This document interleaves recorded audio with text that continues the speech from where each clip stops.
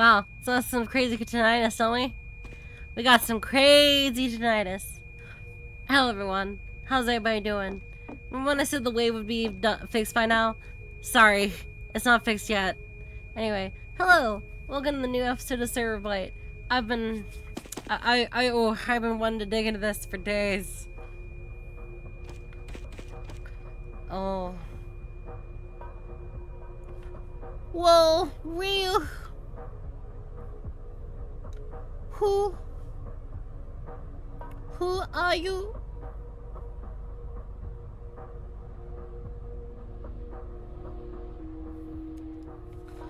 So, I have been unfortunately spoiled upon the gimmick of this episode, which is a dude who is free to play. So I have been itching to watch this. I have been just ooh. I love the framing these guys do. I always love their framing. Oh.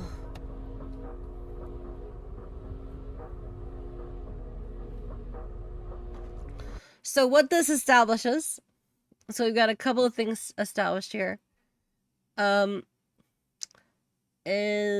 This is before the free to play restriction was removed. Because now they can talk again. So this is before that.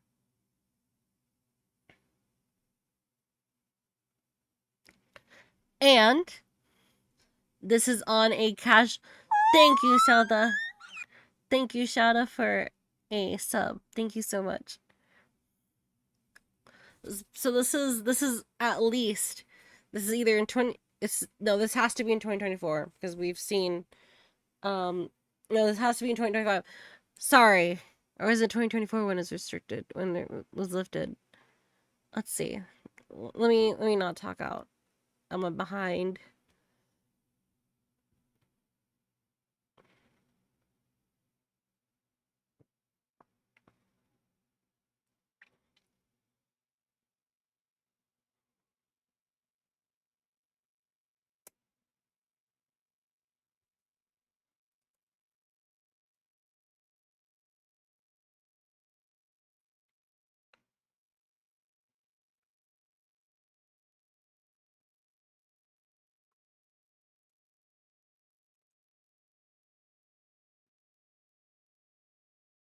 Okay. So, I looked into it, and yes, this has to be from earlier this year. This event has to have happened earlier this year.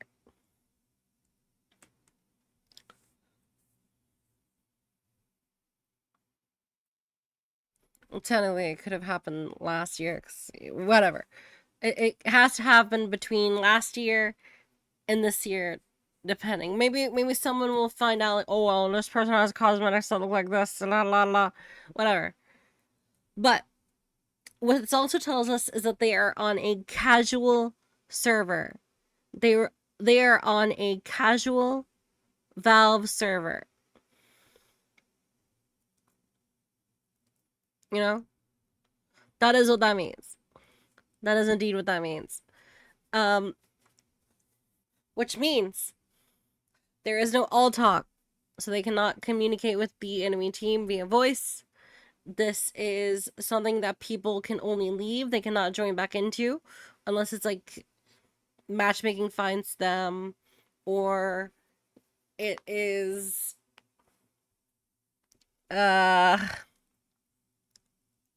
it's like it's complicated. So people joining is a lot more complicated than normal. Yeah, watching the new Server Blight. So, you can only voice talk to your own team. You can not swap teams freely. Matchmaking is hard to use.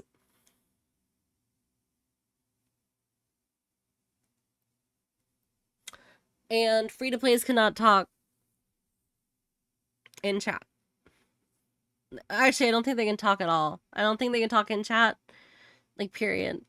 So, let's continue on. Melanie!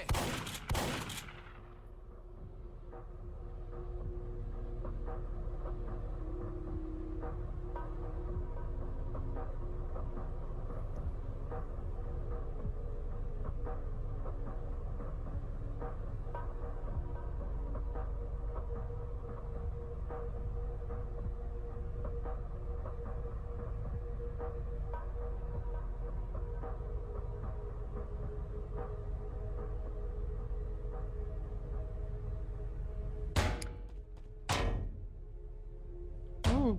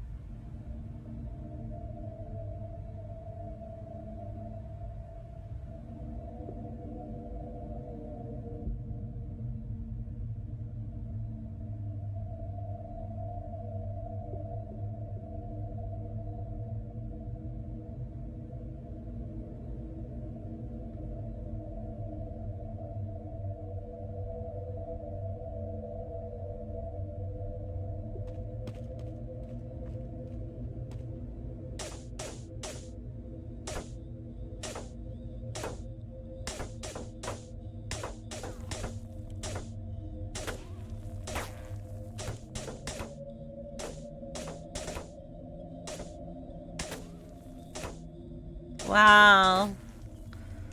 SOS.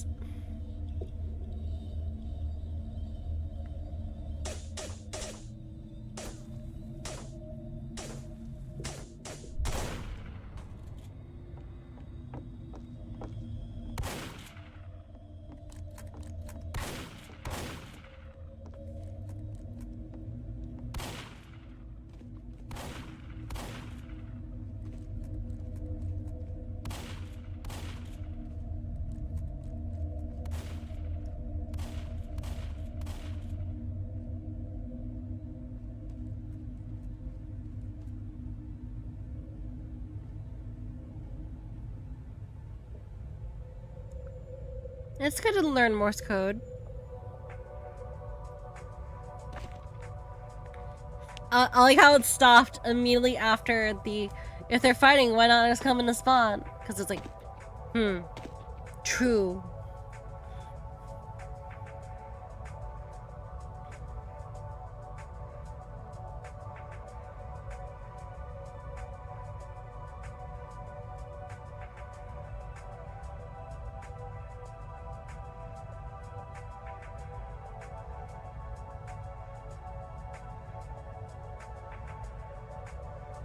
Oh, that's rough, buddy. First time. That's rough.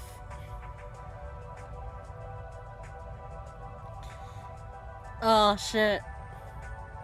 His first server. That's why you don't go to two-port servers.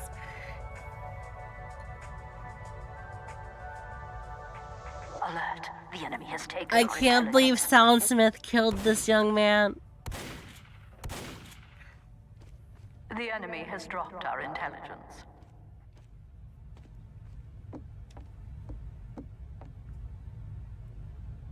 Hey!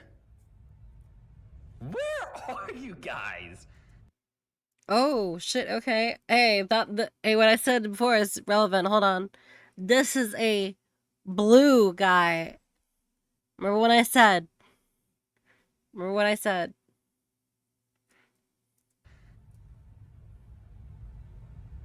I could use a hand over here.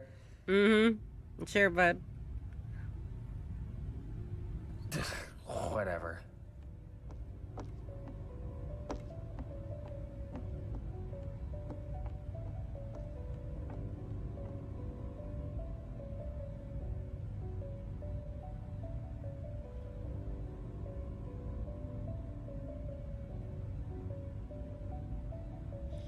Thought the engineer kissed men from the scene? Jesus, dude.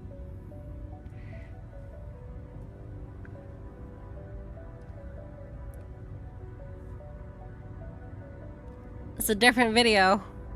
Different kind of video. Yeah, you ain't gonna get TikTok Joji here.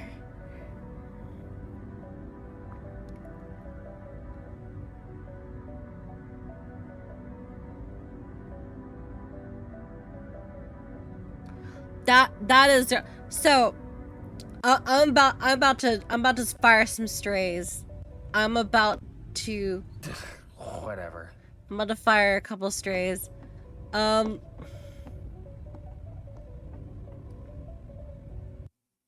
So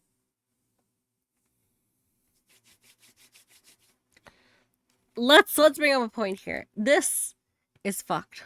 This is horrifying.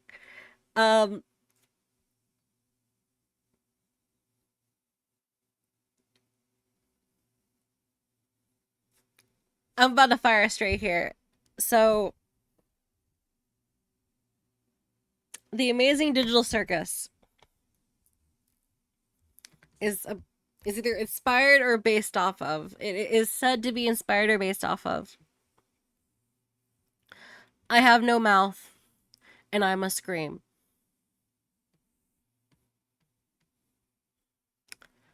This fate right here, where this guy cannot talk, even though he's able to speak, he cannot be heard. He will never be heard. That feels. Oh, and he's gonna be tormented. He's absolutely gonna be tormented.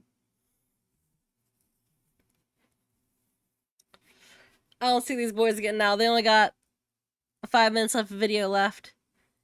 So this feels way more I Have No Mouth and I Must Scream. This scenario specifically feels that way. Way more.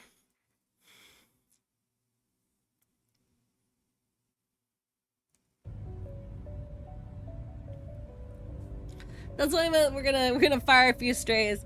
That I think that this situation and the fate that's gonna probably come of this guy, because let's be real, neither of these guys are good now. It's probably got the spawn door like webbed up or some shit, or it's just gonna go.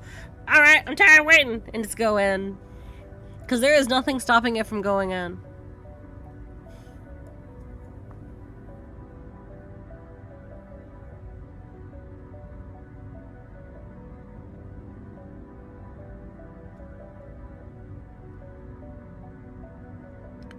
He can literally not speak.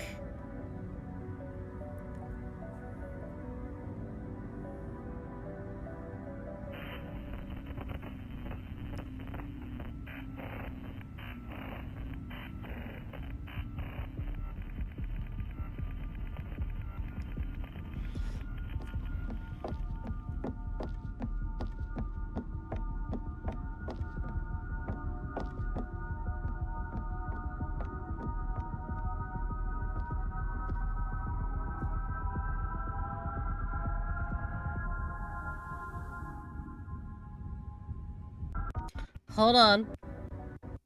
Hold on. Let's check the name here. Chicken on a raft. Let's see here. Chicken on a raft. Chicken on a raft. Lynn, Pear, Epius Dragon, Weird Cipher, Kaka Popo, Ava Arrow, Mixed Boss, Gackle Joker, Blade Max. That is not Chicken on a Raft.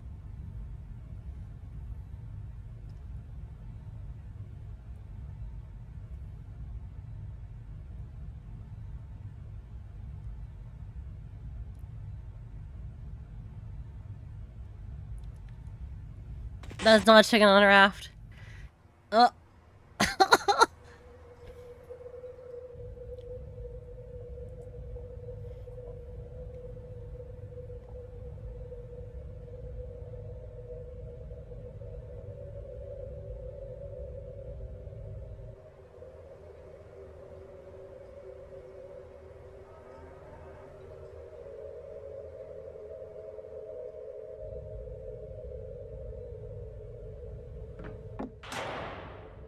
It has. It has. That was established. It's able to split little bits of itself. It's not all coming in as a pack. Yeah, rip the medic and rip this engineer.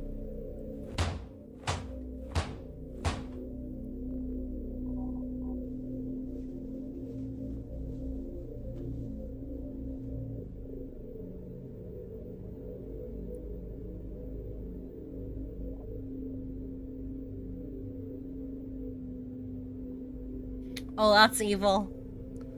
That's evil.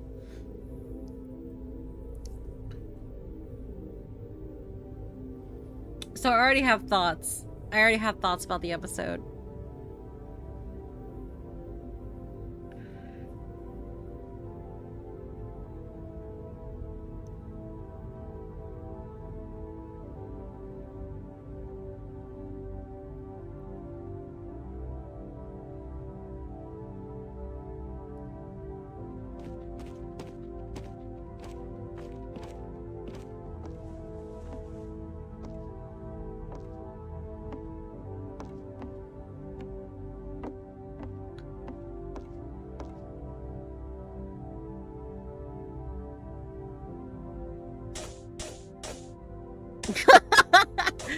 Oh.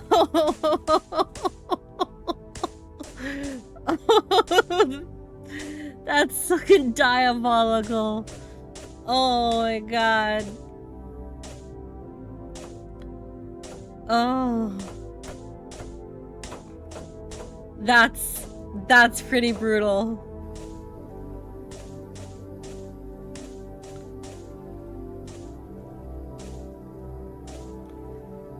Oh. Oh.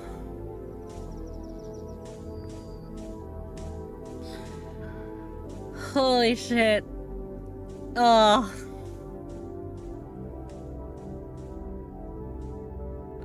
This is exactly what I wanted. This is exactly what I wanted from an episode. So, let's go over something.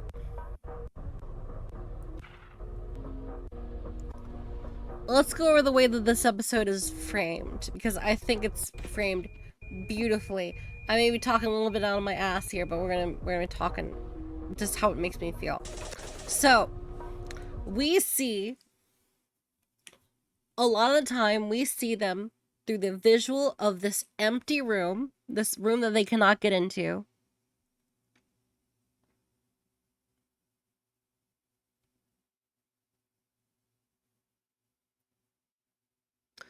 This room that they cannot get into has closed doors. They're locked out from it. However, this room has chain link, or like this like pattern. So it's like they're in a cage. This is like a cage for them. This whole room is showing that the room that they're in is a cage.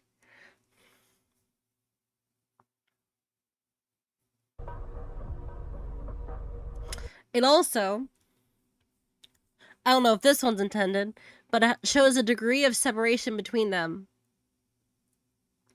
With the line going on, like up and down, it shows a degree of separation. He can speak, and the medic cannot. And however, keeps looking at the door to spawn, like their spawn door, which the monster is out there.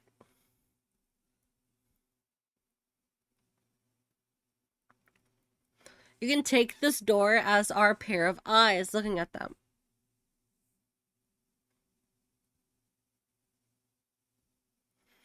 And very, very often they are framed by this door. And they're much more often framed separated by the middle of the door.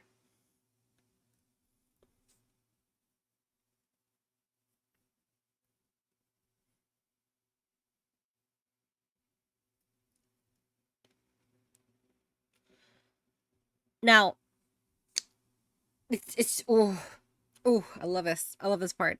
So, the shadows is great. The way they do everything is great. I love the way they make their stuff look. Um, go back to the door.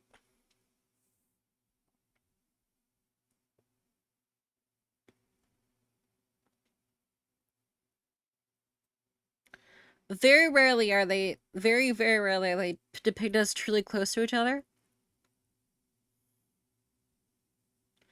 And it is very interesting that the medic is very rarely immersed. Like, he very rarely seems immersed. Because you have the engineer who is moving often very realistically. Like, still idle animations.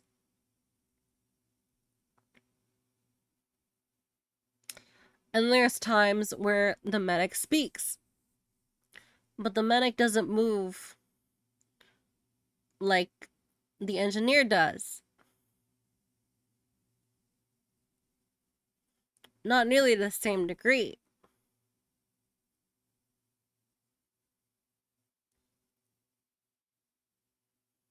He moves very rigid, very game-like, very character-like.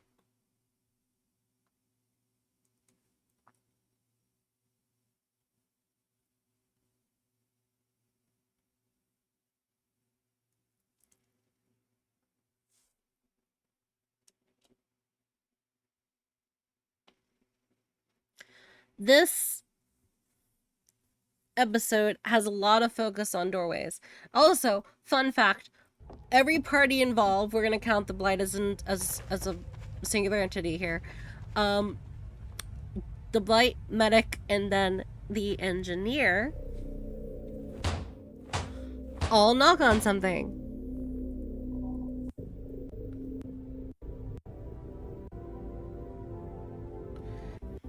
And so where we go from having our POV from that door, we now go for the POV of the spawn door.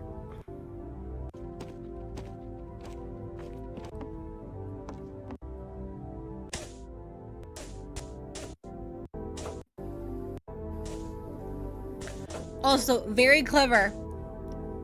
They don't zoom out into the spawn. They leave it creepy and ambiguous, but we know what happened.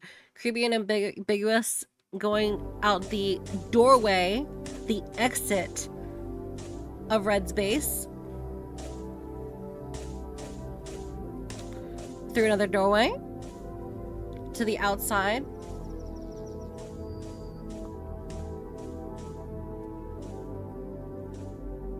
It's all very quiet, very somber. Oh.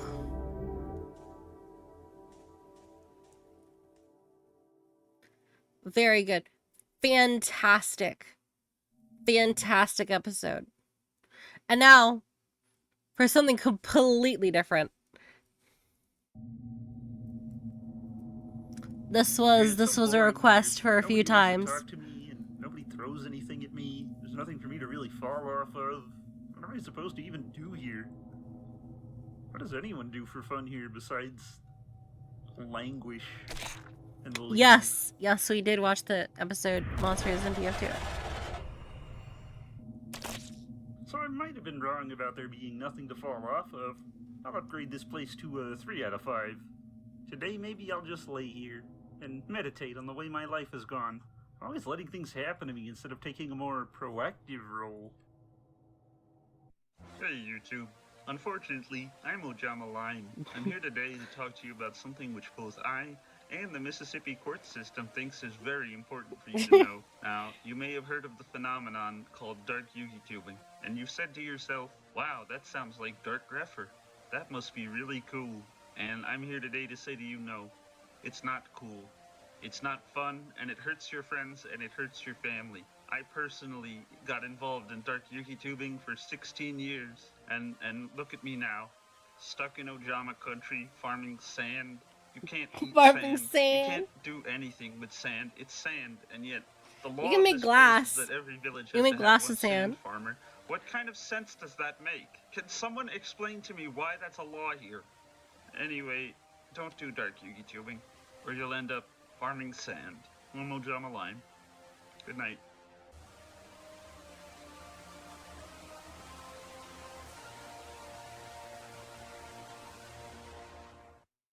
What can be said about the wonderful Malefic world? The sights, the sounds. Every so often I even smell something. I've lived here for a month, and I've eaten nothing but Doom Donuts the whole time that I've been here. You'll go to the shops and you'll see a beautiful cake even in have the heat. window. And you'll go in, well, I went in.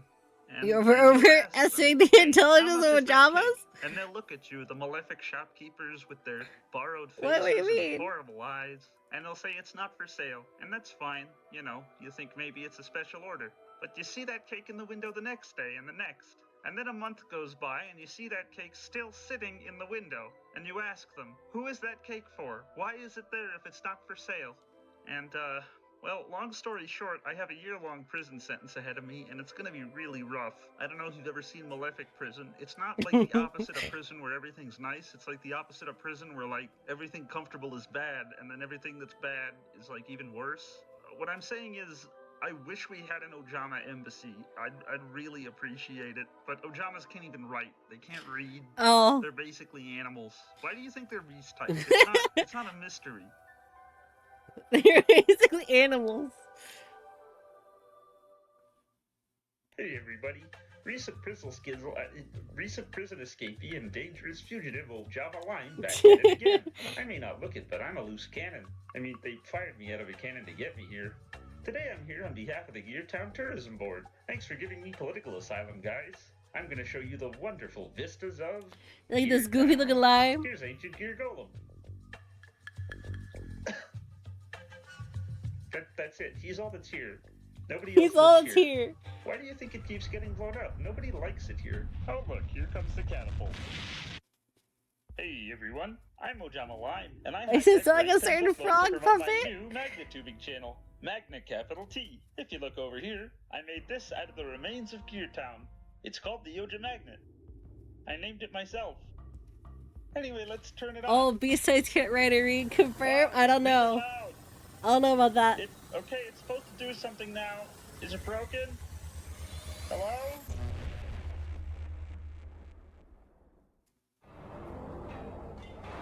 Can't believe he's fucking dead.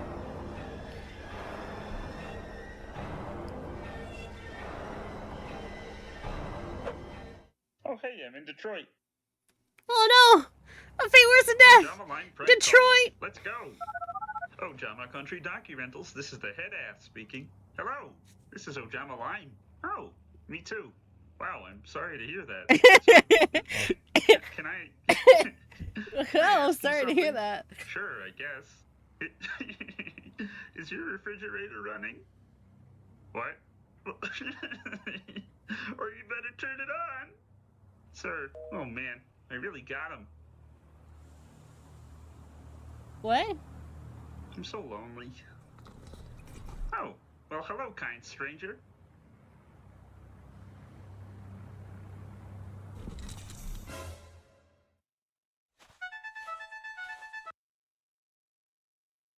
Oh man, those were good times. I was never the same after that day. Hey there, everyone. While my vehicle is being searched, I thought that I'd really quickly do one of those anime reviews that seems to be really popular right now. So we'll be doing a quick review and a little recap of the first season of Yu-Gi-Oh! Vrains. The most important thing we learned at the end of season 1 The is fuck that kind of Vrains title is that? actually stands for Virtual Reality Ains. I think that's important because it ties into the theme of, you know, the computers. And how, you remember, like, the bad guy, his name what kind of title is that? He said that he needs to control all the computers because computers are dangerous. And then the guy, he summoned Decode Dragon, and they fought, and it was really cool. And yeah. Oh, So Link overall, summoning. I Oh, give so the it killed series a it. 5. Stay tuned Ruinous. for my reaction The to every single ruinous episode of Excel series. Saga. Why, hello there, officer. I was just doing an anime review.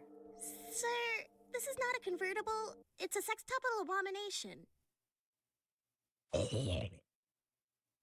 I don't know those words. I feel that. I feel it. I don't know those words. My son, rise so I may greet you. Oh man, eating that cactus was a bad idea. You are not dead. I have called you here to warn you of a terrible danger. What? I will grant this gift to... What? Can you hear me? You're too high up. It's all echo down here. Listen to me carefully. I am your lord, your god. Oh my god! Who? It's the big G! I'm the guy on the solemn cards. Oh, Solemn Johnson. Sure, let's go with that. In Sure. recognition of your many trials and tribulations, I have chosen you to be my avatar of the realm of the living. Are you sure about that? I don't even have fingers. Hang on. Your name is... Air Knight Parshath, right? I don't know. I forgot. Send him down. Ow. Wow, what a lovely place. What's that, soldier? What a lovely face. What a lovely place. What a lovely face. Oh, they're in California. I see.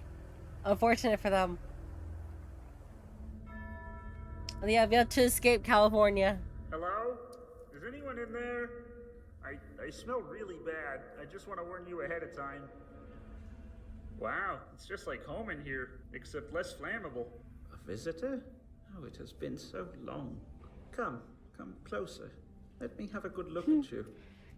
Oh, you're a little rough around the edges, aren't you? That's In days mean. of old, thousands Oh, congregated at my That's temple, mean. offering me tribute for my slightest blessing. Have you brought me anything this day? Have you been chewing on this? Yeah. I'll take what I can get. I'll take grant what I you can get. one wish. Anything you ask, and it will be yours. Wow. Anything, huh?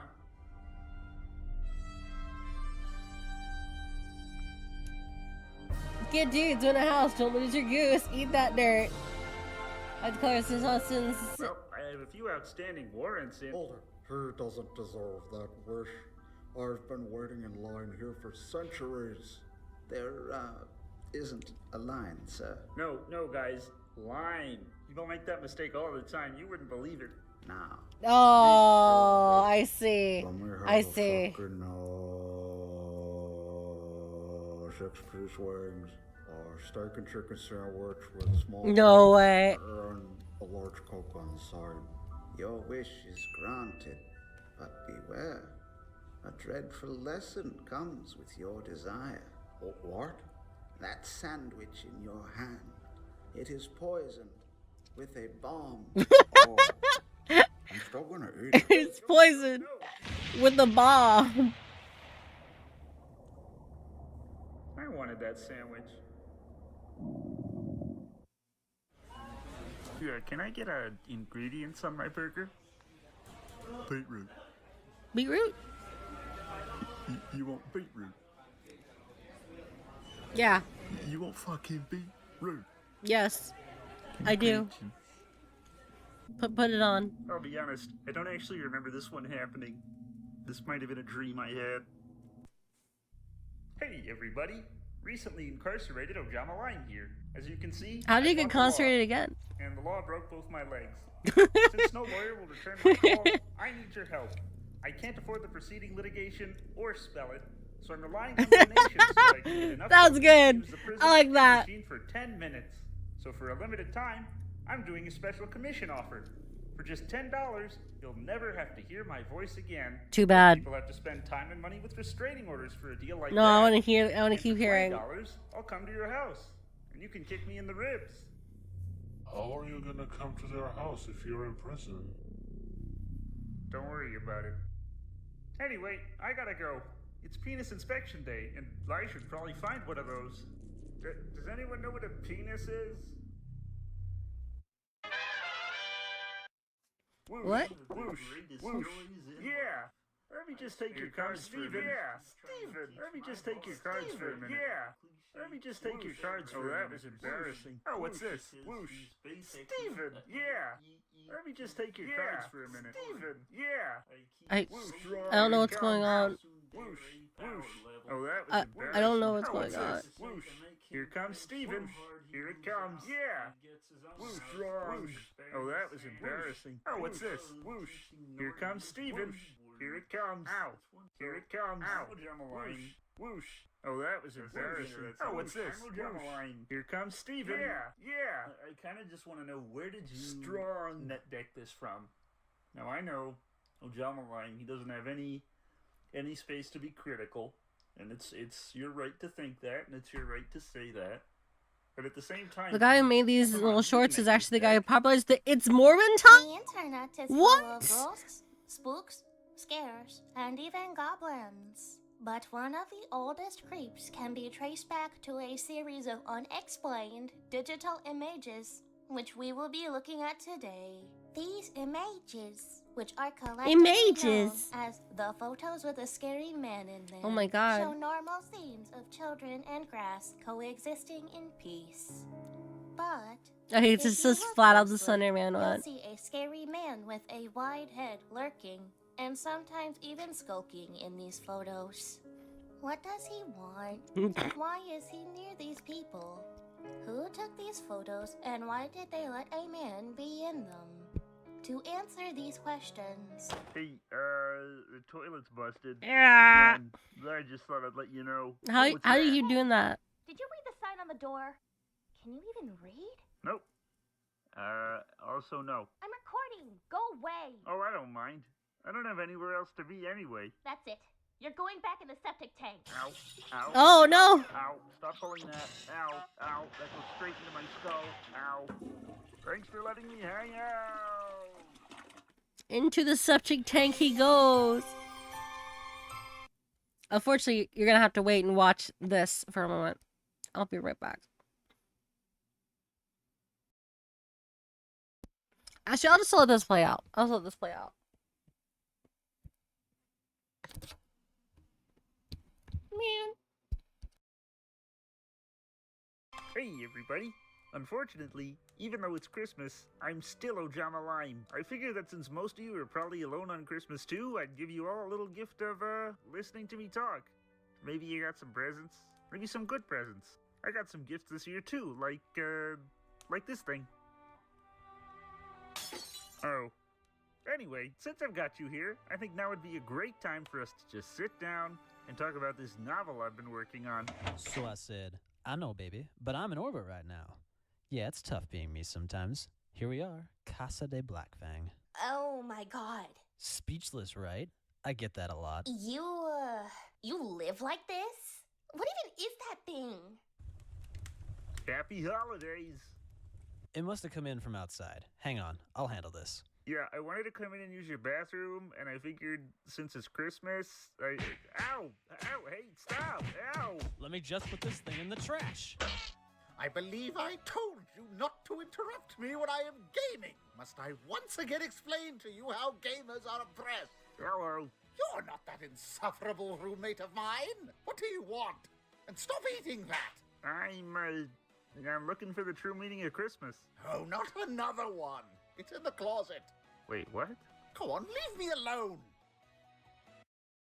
Oh, are you the true meaning of Christmas? In 1886, during the Battle for Blostern, a nameless captain was left tied to a tree by enemy forces. It was their hope that he would die there and serve as an example to his comrades. As he lay there, shivering in the snow, he looked to the sky and saw the stars had turned red like stinging welts on the skin of God. Although he was far from his home or any of the friends he had made at the front, he felt he could see each of them hung up in the night sky like decorative ornaments. It was then that he knew peace and could be certain that he would never die, and he is there to this day, tied to the tree with the stars and their strange faces as his only memory. So, there you go. That's the true meaning of Christmas. That was the worst story I've ever heard. Oh, you're still here. If the whole season focused on Akane, why does the last episode center on Kogami? Who wrote this garbage? I hate it.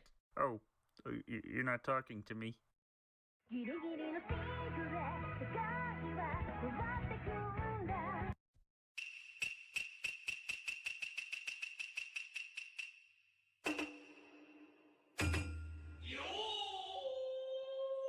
Konnichiwa, Megaman. Tenai de ome shiagari. Omoshiroi tenebi no tomodachi. Watashi wa Seitetsu sho ni sunde imasu. Ofuro wa doko desu ka? What the fuck is this gaijin even talking about? Hey, could you speak Japanese? I can't understand you. Ojama Lime in space.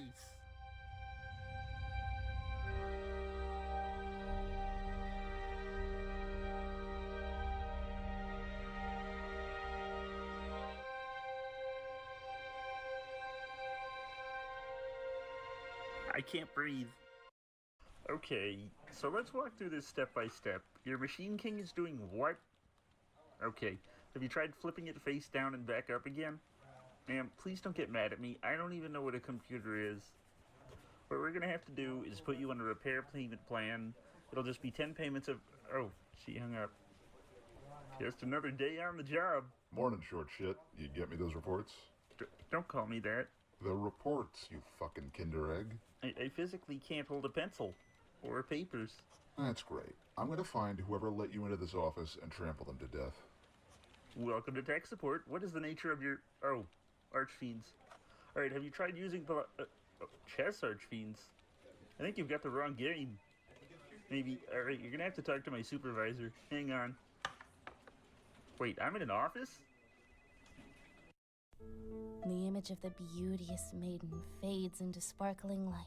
You were so mesmerized by her long, curled blue locks and tasteful goggles that you did not realize she was, in fact, just a beautiful illusion.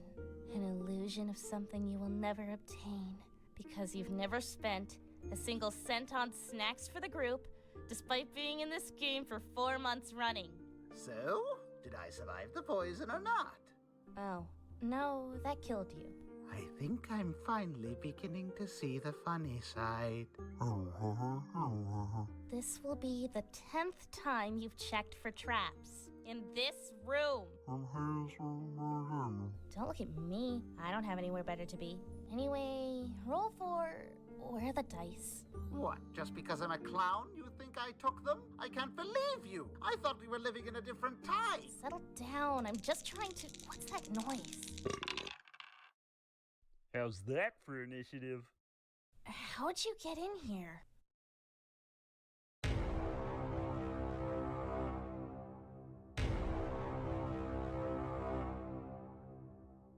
Get out of Ojama Country. You need to leave Ojama Country. Not yet. You're shitting sand everywhere. No. I can see sand coming out of your ass. Not yet. Get out of Ojama Country. Not yet. What?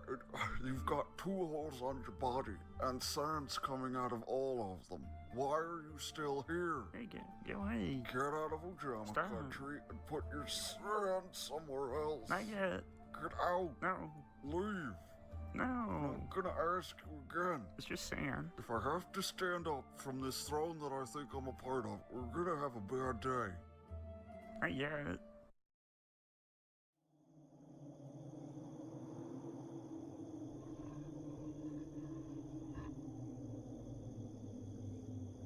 Hey everyone. Yeah, the season of spooks is almost upon us and I needed some Halloween decorations.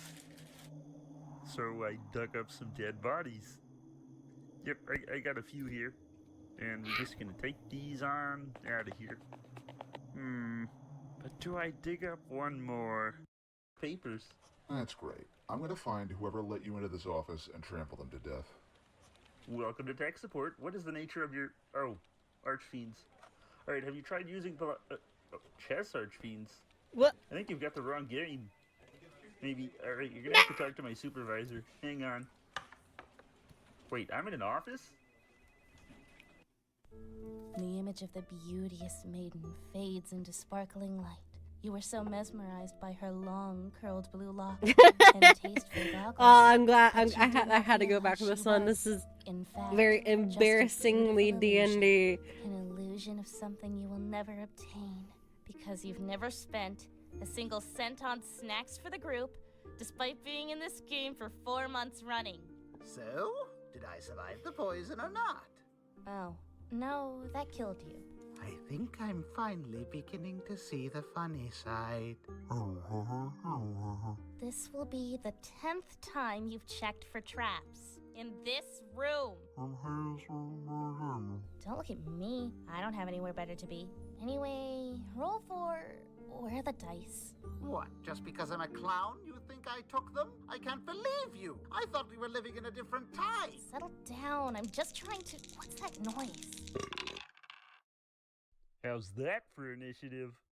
How'd you get in here?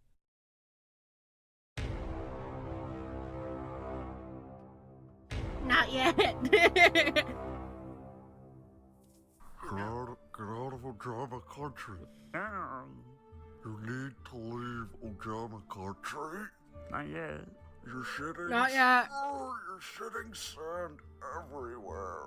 No. No, not yet. I can see sand coming out of your ass. Not yet. Get out of Ojama Country. Not yet. What? You've got 2 holes on your body, and sand's coming out of all of them. Why are you still here? Hey, get away. Get out of Ojama Country and put your sand somewhere else. Not yet. Get out. No. Leave. No. No. I'm gonna ask you again. It's just sand. If I have to stand up from this throne that I think I'm a part of, we're gonna have a bad day. Not yet.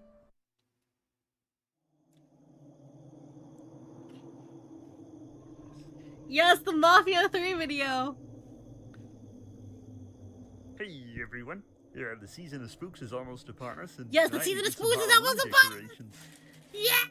So I dug up some dead bodies. Yep, I got a few here. The Creeper Man And 90, we're the just guy gonna from the bake original You're these Shitting on Yourself, outta still here. streams to this day. But do I dig up one more? Help me! I think I have enough.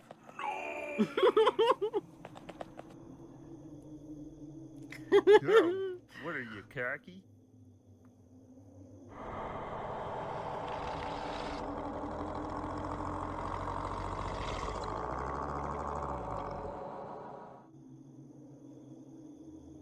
Yeah, I gotta get going now.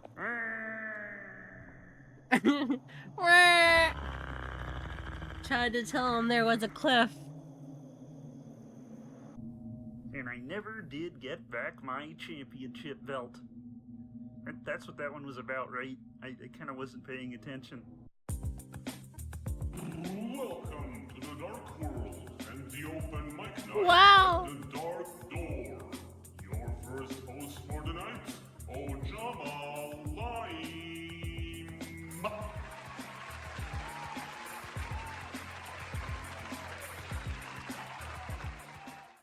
Okay, so 2 penguin warriors walk into a bar. One of them flips out and they both go home. Hey, y'all been here all week. Yeah, alright, you're still not laughing. How many keys does the Fire Fist janitor have on his belt?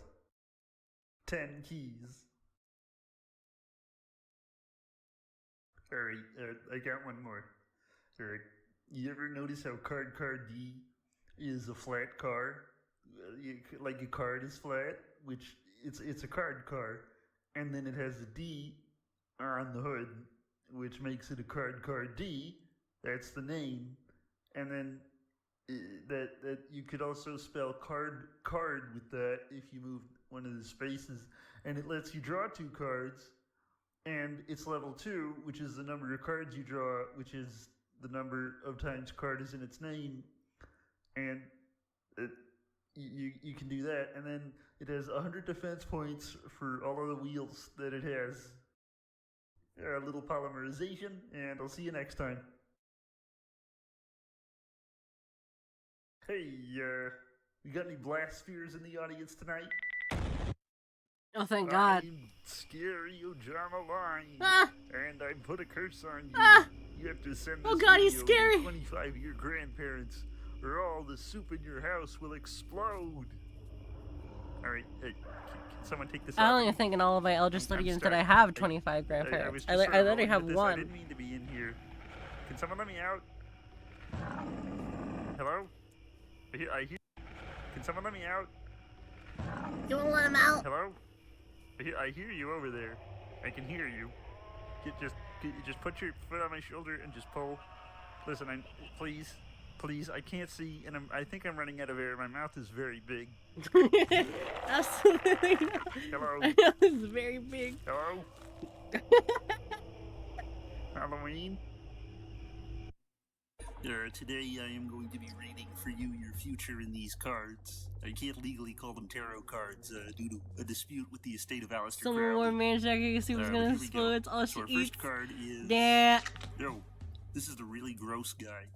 He The represents... really gross guy. change. Like, change for the worse. Like when you leave something in your fridge, and then you forget about it, and then, like, a few months later the whole kitchen smells. You know, changed your kitchen, and the really gross guy is going to make a change in your life that's a lot like that. Mainly the bad smells, so watch out for that. Anyway, our second card is Small Charles. This is a card that's really important about, like, the stars. Whoa. And it means Small growth, Charles. plants. Sometimes it means that things will change, or they could stay exactly the same, or they might just be a little different. I'd only run 2 of these if you were playing competitively. And our last card is green. It's just green, you know, he's just there. Not a whole lot to say about this guy, but I am getting a clearer picture from these cards. You look at all 3 of these together. If I had to make a guess about your immediate future, you're going to be accosted by a small green man. Okay, come here. Oh no! Ah! Alright, let's... You don't have to do anything? No! No, the health bar! Why is he dying? What? Why? What? Well, good GG's everyone. GG's. I'm okay.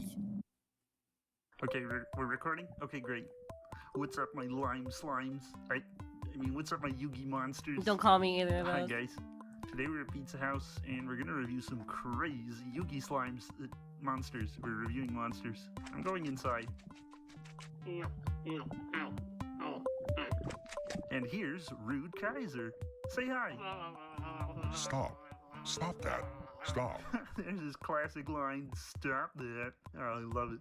Yeah, so this guy, I mean, overall, I'd rate him a 5 out of a possible score of 20. Wait, what? Who are you? Good question. Anyway, over here's just a dog. I don't even think It's this just is a dog. Ow. Just for that, you're getting a 9 out of 10. Is there a problem over there? Sir, this is a pizza house, and I am not a pizza. Ow. Stop. Today I'm going to be exploring this hole. I'm going to climb in and I'm going to, you might say, He's gonna go caving, and then he's gonna be attacked by an evil crocodile. And then a boulder is gonna hit him and turn him into a shape. And then he's gonna be discovered. It's kind of hard to get my head in here. You can probably still see And this. he's gonna be discovered by paramedics who will pronounce him dead 3 seconds before arrival. It was bad. You just had a really bad watermelon. That pit was not as bottomless as initially expected, so that's going to be taking some points off right there. Okay, first impressions. Very damp, very spacious. I mean, again, I fit in here once you get past A that deep initial- cut? it's like a jug. A deep cut reference? I mean, that earns you some points right there. I'm noticing a lack of creatures. I was hoping to see some ghosts, some ghouls, maybe like a goblin. But currently, it seems pretty deserted, which, I don't know, are people just not showing up? Like, has this cave not advertised effectively? You need to promote your holes, your pits, your caverns. But you can't just expect people You to find promote it. your I'm holes, sure I did. your But I'm a pits, professional. your caverns. Wait, what's that noise? Grr. Oh, okay, are you the manager? Alright, this is great. So I'm doing a video for YouTube. Must feed. Oh, well, could you make me the manager? That'd be cool. Eat that, people. Oh. Oh, this is the pits.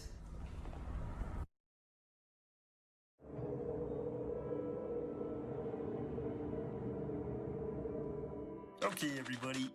Due to unpopular demand, I thought that I'd take you all through old Ojama country. Dude, the Ojama unpopular country that you are demand. more familiar I like with that. is That's good. not the first Ojama country because we had to abandon this one due to all of the harpies. Bird! All the Yeah, see, like harpies. that one. So I thought I'd take you through some of the monuments that we've managed to build here and just duck if you happen to see anything flying towards you. So over here we have the Ojama King War Memorial. The Ojama King stubbed his toe on this rock, and so we added a bunch of more rocks onto it so that if he ever got near that rock again, he'd see it because there'd be a whole bunch of other rocks. Well, then he stubbed his toe again on the other rocks, so we added some more, and now you have what you see before you today, which is a lot of stones. Okay, moving on. Bird! A lot of stone one today. You know, sometimes that happens. All right. Over here, we have the Ojama Yellow Knighthood Ceremony Memorial. Wow. Ojama Yellow kneeled on these as he was being knighted into the Ojama Knight. It was a big day for everybody. I was there. No one else was there. Moving on, we have the Ojama Green Sculptuary. It's pretty much the sum total of all the work he's ever done, all the sculpture, all the art. It's He did just a lot, rocks. but what he did was very impactful, very big in Ojama culture. I mean, look at it. You can just sort of tell. I don't even have to explain these to you. You It can leaps sort of out tell. at you. Bird! Okay. Oh, that's just a pile of rocks. Yeah, there's nothing special about that. I Bro. just sort of put those there. And that's the end of the tour. I hope you've enjoyed. I hope that you learned a little You just something. sort of put maybe those came away there. a little wiser. And Robot Dragon! Alright, everyone. Welcome to Spooked Spooky Chasers, the show where we go into haunted houses and investigate what is inside of the haunted houses. This has never been done before. What a Today unique we're looking concept. at the infamous Doom House. Wow. It is said that a man found an evil doll and died. So we're gonna go in, and I got my ghost remote here, and Ghost remote is I'm gonna what? flip this baby on. What is that? Okay. What is the ghost remote? Okay, over here we have the barbecue of suspicious meat.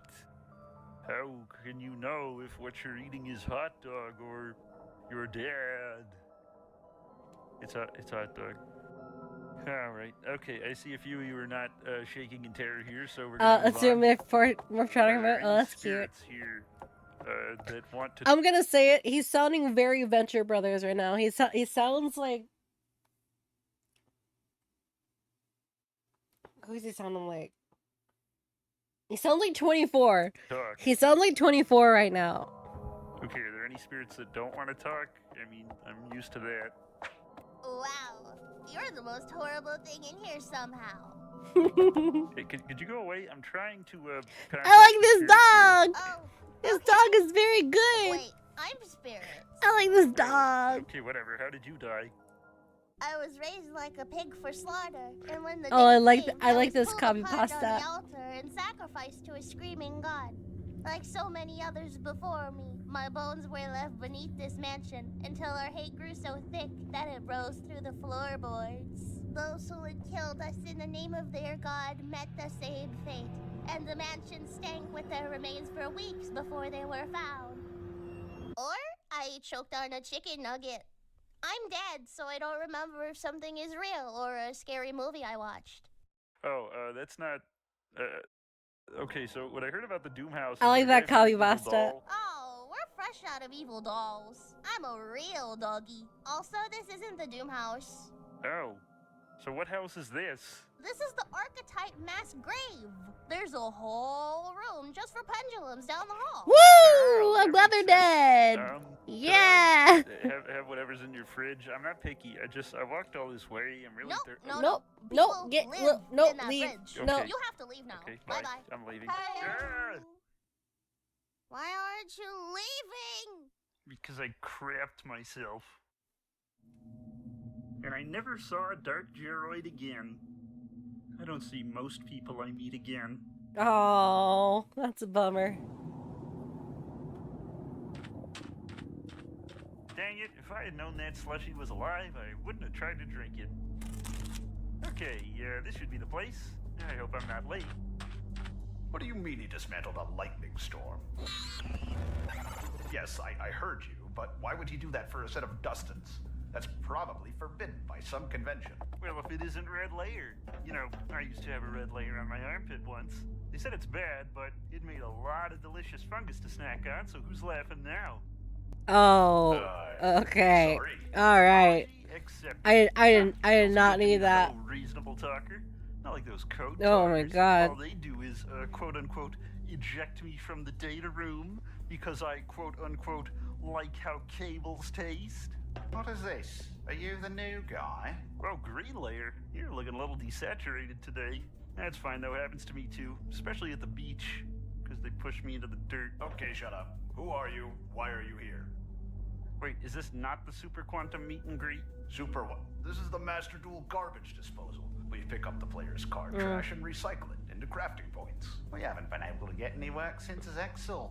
Nobody even knows what a super defense robot is anymore. I thought we were getting support when you walked in, but you somehow look worse than any garbage I've seen all month. How did you even Damn. get here? This place is off the grid. Nice. Aren't you holding a map? Oh, this is just to help me remember how many limbs I should have in case one of them goes missing. I just wish I knew how to count. Anyway, as long as I'm here, know how to there's count. any way I can help. I make a really good mop. I can squeegee your windows, can throw me into things to clog them.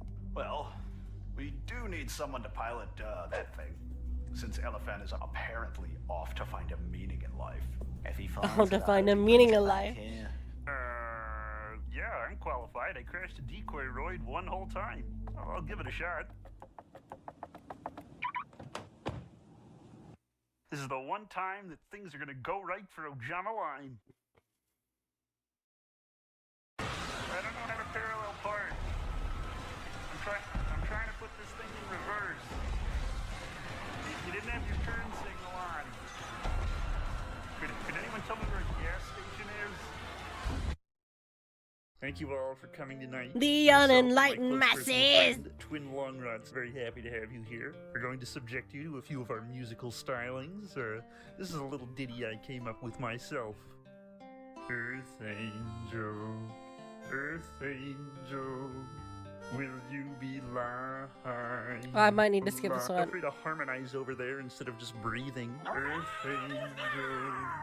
It's impossible to work with some people. Earth Angel. So I've been trying to live a more natural lifestyle and, live Thunder off the Nyan land, Nyan? feed myself from the fruits of the earth. And so I've been trying to eat things that I find on the floor. For example, this pill that you see here. Take Now, it. nothing Go on. that I'm you sure. find I'm sure. in I'm the sure earth something or on happens. the earth, or in this case, in an alleyway, can hurt you. So I'm just gonna pop this in my mouth, and I'm gonna have a tasty treat that cannot be beat.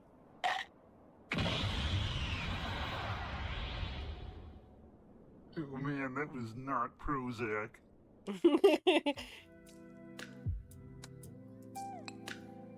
Thoughtful equipped spells exhibit. Bubble Blaster. I made it for my friend Bubble Man after his buddy Avion got tragically destroyed by battle with a Purely the other day. No! This makes old Bubble stay No, with us for a this couple is more not turns. Don't take battle damage, take Bubble Blaster. Peace.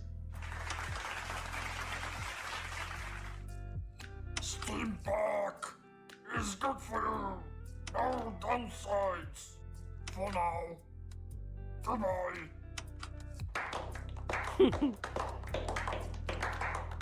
Yeah, my lifelong friend, Giant Germ, who I met at the dumpster the other day, Giant got Germ. hit by a Metroid and died. There were two more of him immediately after, but I still miss the old one. If he were here, I would dedicate this to him, this germ infection. But as he is not, I will simply demonstrate it myself. The cool thing about the germ infection is it's really easy to make it at home by yourself. Oh. Or at the toilet bowl. What is this? Get off the podium! I can't. I can't. Admittedly, I've always wanted to try this. So, I've got these candles, I've got this book, I've got these bones, and, well, we're gonna try calling forth an entity from the outer darkness, something all the kids are doing these days. So all we have to do is lay all the candles out like this, and He's missing the Labubu. I'm gonna have it on this page with like little picture of the man, and we just have to say these He's words. missing the Labubu. Sklepto Raholi Shinelmo. I don't speak Spanish, so this is a little hard. Why are you bugging me? And then, yeah, any second. Good night, Araxia. Alright, and now it's time. Hey, what are you looking at? Have a good appointment. There's nothing over there. See well. Hey, Uh-oh. We're supposed to. Where are you going? We're supposed to have a punchline. This one was finally supposed to kill me. Oh, come on. No! Wait, Man, I'm still on looks like your screen. Graphics card is having problems.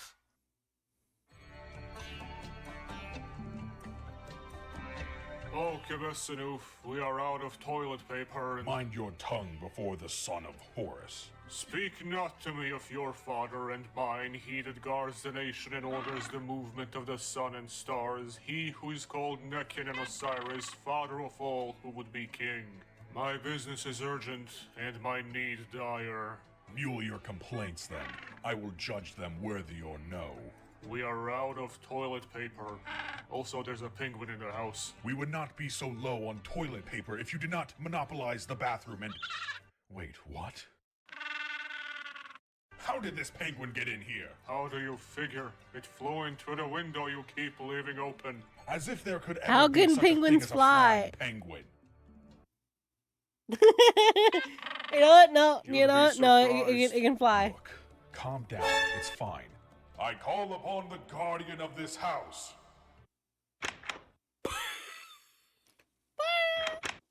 You forgot to feed it, didn't you? You have to feed it? What a shame. The only thing it truly No! enjoyed, and you could offer it plenty of, was sand. No! He was starved to death and wasn't given sand.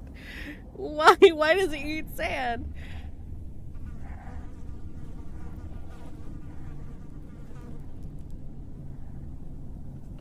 Well, like he's finally dead.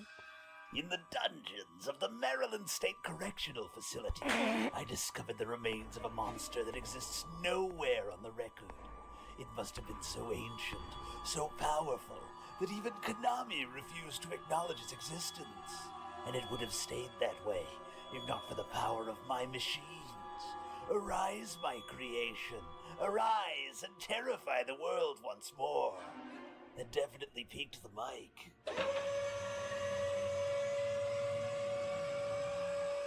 Oh my god. Well, thank you very much, Mr. Roboto. I am Kozaki, the most brilliant mind of Demon World. Well, domo arigato, Mr. Miyazaki. I loved your work in Cave of the Winds. Oh, this was a mistake. Wow, this really makes you consider the meaning of life. Not that I would know. This was such a mistake. Hang on, don't say anything. I gotta install some new drivers. Okay, hang on. I'm connecting to your printer.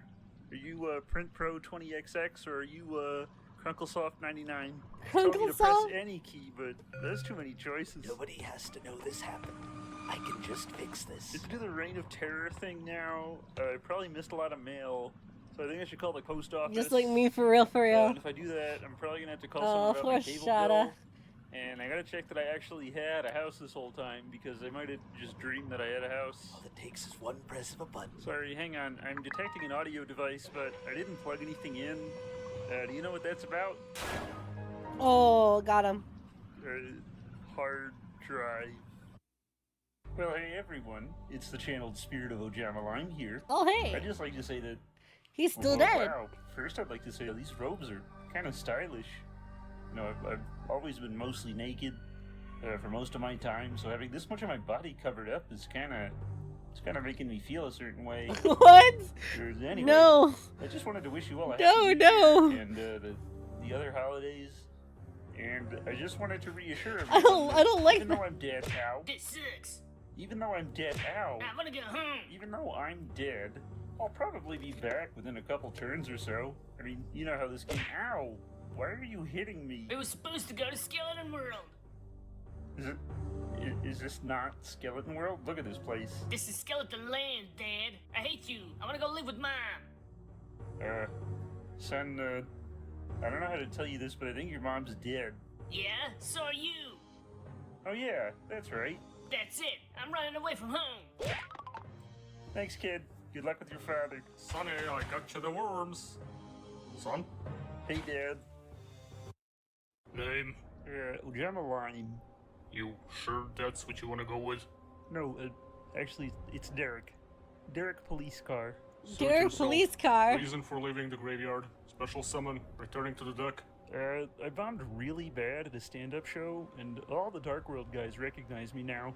It's really embarrassing. Wait, that's a good punchline. Approximate duration of That's a good joke. Between 1 month and about a year, depending on when there's a new episode.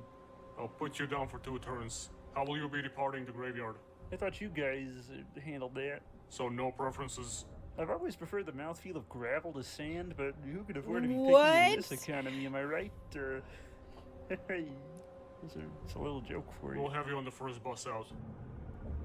Can't wait to see the sun in the sky again, even if my doctor said I really shouldn't. Excuse me? I'm gonna come back to life, like a monster reborn. Right, like a monster. Where do you think this bus is going? Can I get off at the next stop? Huh. So this is what the back of the cars looks like. And now it's over. I've gone back. He's over going to the everything ban I list. remember happening in my life, and I've come to the conclusion that it was a complete waste of time. I am, at the end of the day, the world's uninvited guest, and I think, at long last, I've overstayed the welcome I've never had. Good. Overstay it a little bit longer.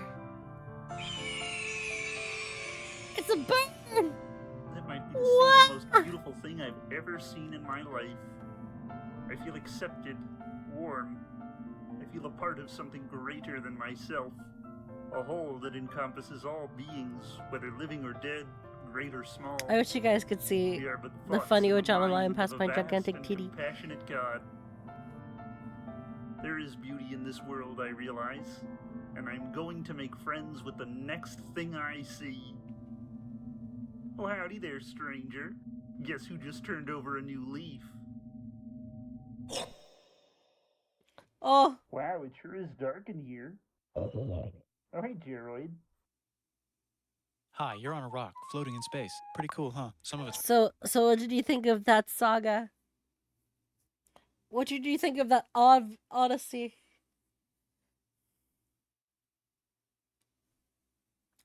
We hate Leader Million. We hate Eater Millions. We hate Eater Millions. We hate Eater Millions.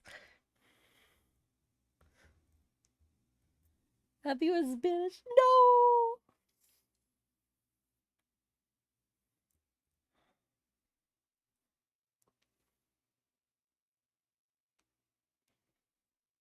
I don't think there was much of it to be understood.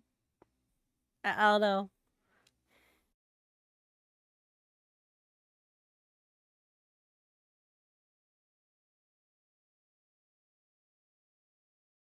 Water. Fuck it. Actually, most of it's water. I can't even get from here to there without buying a boat. It's sad. I'm sad. I miss you. Hi, sad. A long time ago, actually never, and also now, nothing is nowhere. When? Never. Makes sense, right? Like I said, it didn't happen. Nothing was never anywhere. That's why it's been everywhere. What? It's been so everywhere, you don't need a where. You don't even need a when. That's how every it gets. What? What? Did my stream freeze? Forget this. I want to be something. Okay. Go somewhere. Do something. I want things to change. I want to invent time and space. And I know it's possible because everything is here and it probably already happened. I just don't know when to start. And that's exactly where it started. Oh, I paused it. I think there's a universe now. What's it made of? Quarks and stuff. Ah, that's a thing. In a place. Don't like it? Try a new place. At a different time. Try to stick together because the world is going to get bigger and emptier. But it's not empty yet. It's still very full and about 1 jillion degrees. Great news. The quarks are now happily married in groups of 3 called a proton or a neutron. And there's something else flying around too that wants to join in but can't because it's still too... Ooh, my eyes. Great news. The protons and neutrons are now happily married to each other. Some of them...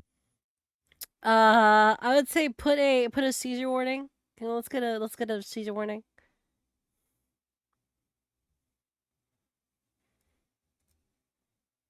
Even doubled up. Great news, the electrons have now joined in. Congratulations, the world. Ooh. Yeah, let's get a seizure warning up.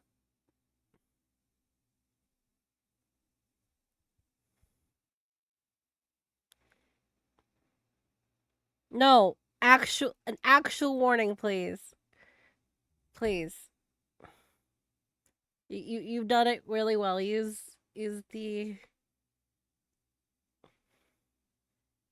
screaming emotes if necessary. I'll pin it for you. 20 minutes should be enough.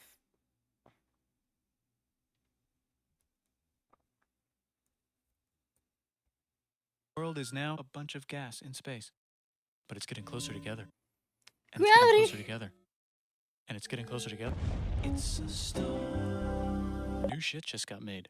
Some stars burn out and die. Whoa, new Bigger shit stars dropped. burn out and die with passion and make some brand new, way crazier shit. Which allows newer, more interesting stars to be made and then die and explode into even crazier space dust. So now stars have cool stuff around them, like rocks, ice, and funny clouds, which can make some very interesting things. Like this ball of flaming rocks, for example. Holy shit, we just got hit with another ball of flaming rocks. And it kind of made a mess, which is now the moon. Weather update, it's raining rocks from outer space. Weather update, those rocks might have had water inside them and now there's hot steam in the sky. Weather update, cooler temperatures today and the floor is no longer lava. Weather update, it's raining. Severe flooding alert, the entire world is now an ocean. Volcano alert. Nice. There's life in the ocean. What? Something's alive in the ocean. Oh, cool, like a plant or an animal? No, a microscopic speck. It lives at the bottom of the ocean and eats chemical soup, which is being served hot and fresh, made from gnarly space ingredients left over from when it was raining Gnarly rocks or whatever. space chemical oh, yeah, soup. And it can do that. It has secret instructions written inside itself telling it how to build another one of itself. So that's pretty nifty, I would say. Tired of living at the bottom of the ocean? Now you can eat sunlight. Using a revolutionary technique, you can convert sunlight into food. Oh my god. Side effect, now there's oxygen everywhere and the sky's blue. Then the Earth might have been a snowball for a while, maybe even a couple of times. It's a sponge, it's a plant, it's a worm and some other types of weird strange water bugs and strange fish. It's the Cambrian explosion. Wow, that's animals and stuff. But we're still in the ocean. Hey, can we go on land? Animals. No. Why? And Sun stuff? is a deadly laser. Oh, okay. The sun is Now the indeed a animals can go on deadly land. laser. Come on, animals, let's go on land. Nope, can't walk yet. And there's no food yet, so I don't care. Okay, will you learn to walk if there's plants up here? Maybe, said some bugs. And fish. Okay, so I can go on land, but I have to go back in the water to have babies. Learn to use an egg. I was already doing that. Use a stronger egg. Put water in it. Have a baby on land in an egg. Water is in the egg. Baby in the egg, in the water, in the egg. Works for me. Bye-bye, ocean. And now everything's huge, including bugs. Want to see a map of the land? Sure. Oh, fuck, now everything's dead. Uh-oh. Just kidding, here are the survivors. Keep your eye on this one because it's about to become the dinosaurs. Here's everything's dead. Just kidding, here are the survivors. Keep your eye on Portuguese. this one because it's about to become the dinosaurs. Here's another map of the land. Yeah, it broke apart, don't worry about it, it does that all the time. Here comes a meteor. And the dinosaurs are gone. No! It's mammal time. Here come the mammals. Look at those breasts. Now they're gonna dominate the world, and one of them just learned how to grab stuff and walk. No, like walk like that and grab stuff at the same time. Oh my And god. bang rocks together to make pointed rocks. Ouch! And set things on fire. Grabbing Ouch, make and crazy walking at the sounds with same their voice, time? which can mean different things. That's a human person. And now they're everywhere. Almost. Ice Age. What? You can walk over here? Cool. Not anymore. Well, I guess we're stuck here now. Let's review. There's people on the planet. And they're chasing their food. Fuck it, time to plant some grass. Look at this. I control the food now. Now everyone will want to be my friend and live near me. Let's all build houses, except mine is bigger because I own the food. This is great. I wonder if anyone else is doing this. Tired of using rocks for everything? Use metal. It's underground. Better farming was just invented in a sweet dank valley Better right in between farming. these two rivers. Whoa. And the animals are helping. Guess what happens next? More food and more people who came to buy the food. Now you need people to help make the food and keep track of the sales. Oh wait, Now you this is need the houses video for that people says to live in, to make the Jesus. houses. And now there's more people and they invent things, which makes things better. And more people come and there's more farming and more people to make more things for more people. And now there's business, money, writing, laws, power. Society. Coming soon to a dank river valley near you. Meanwhile, out in the middle of nowhere, the horse is probably being tamed. Why is all my metal so lame and lumpy? Tired of using lame, sad metal? Introducing bronze, made with special ingredient Whoa. tin from the far lands of Bronze Tinland. and I don't know, tin. my dealer And won't tell me where he tin. gets it. Also, guess what? Meanwhile, out in the middle of nowhere, they figured out how to put wheels on a horse. Now we're getting somewhere. Also, China. And did I mention Indus River Valley civilization? The Middle East is getting more complicated. Maybe because it's in the middle of the East. Knock knock, or clop clop. It's the people with the horses. And they made an empire. And then everyone else copied their horses. Greeks! Ah, look, it must be the Greeks. Or a beta version of the Greeks. Let's check in with the Indus River Valley Those beta civilization. Greeks. They're gone. Guess who's not gone? China. New arrivals in India. Who are somehow the alpha Romans. Their cousins or something. And they wrote some hymns and mantras and stuff. You could make a religion out of this. There's the Bronze Age collapse. Now the Phoenicians can get down to business. Also, can we switch to a metal that's a little easier to find? Thanks. Look who came back to Israel. It's the 12 tribes of Israel. And they believe in God. Just one, though. He's got like a 10-step program. Here's some huge heads. Must be the Olmecs. The Phoenicians make some colonies. The Greeks copy their idea and make some colonies. The Phoenicians made a colony so big it makes colonies. Here comes the Assyrian Empire. Wait, Never mind, it's what? the Babylonian Median. It's the Persian Empire. So big it makes colonies.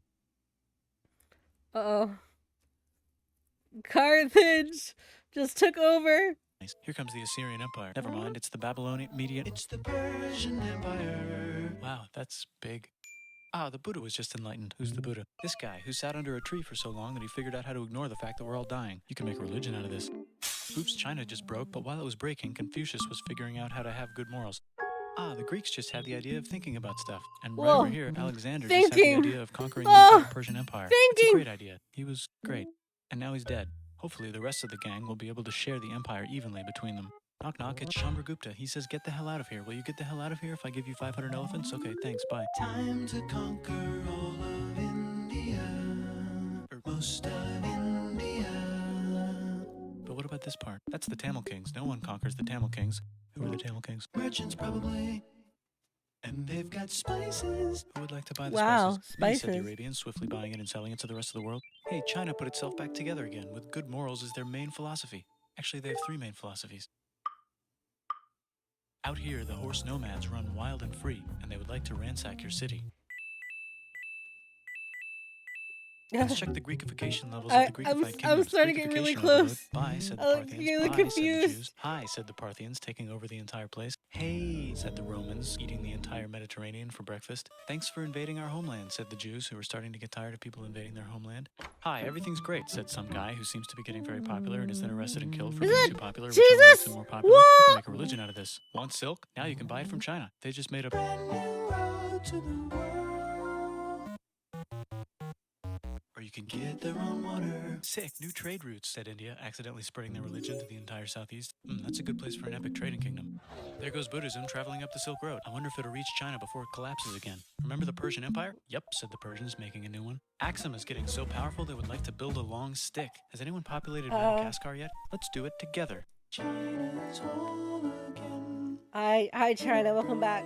Oh, Still can't cross the Sahara Desert? Try camels. Hell yeah, now we got business, said the Ghana Empire, selling lots of gold and slaves. Hi, I live in the Roman Empire, and I was wondering, is loving Jesus legal yet?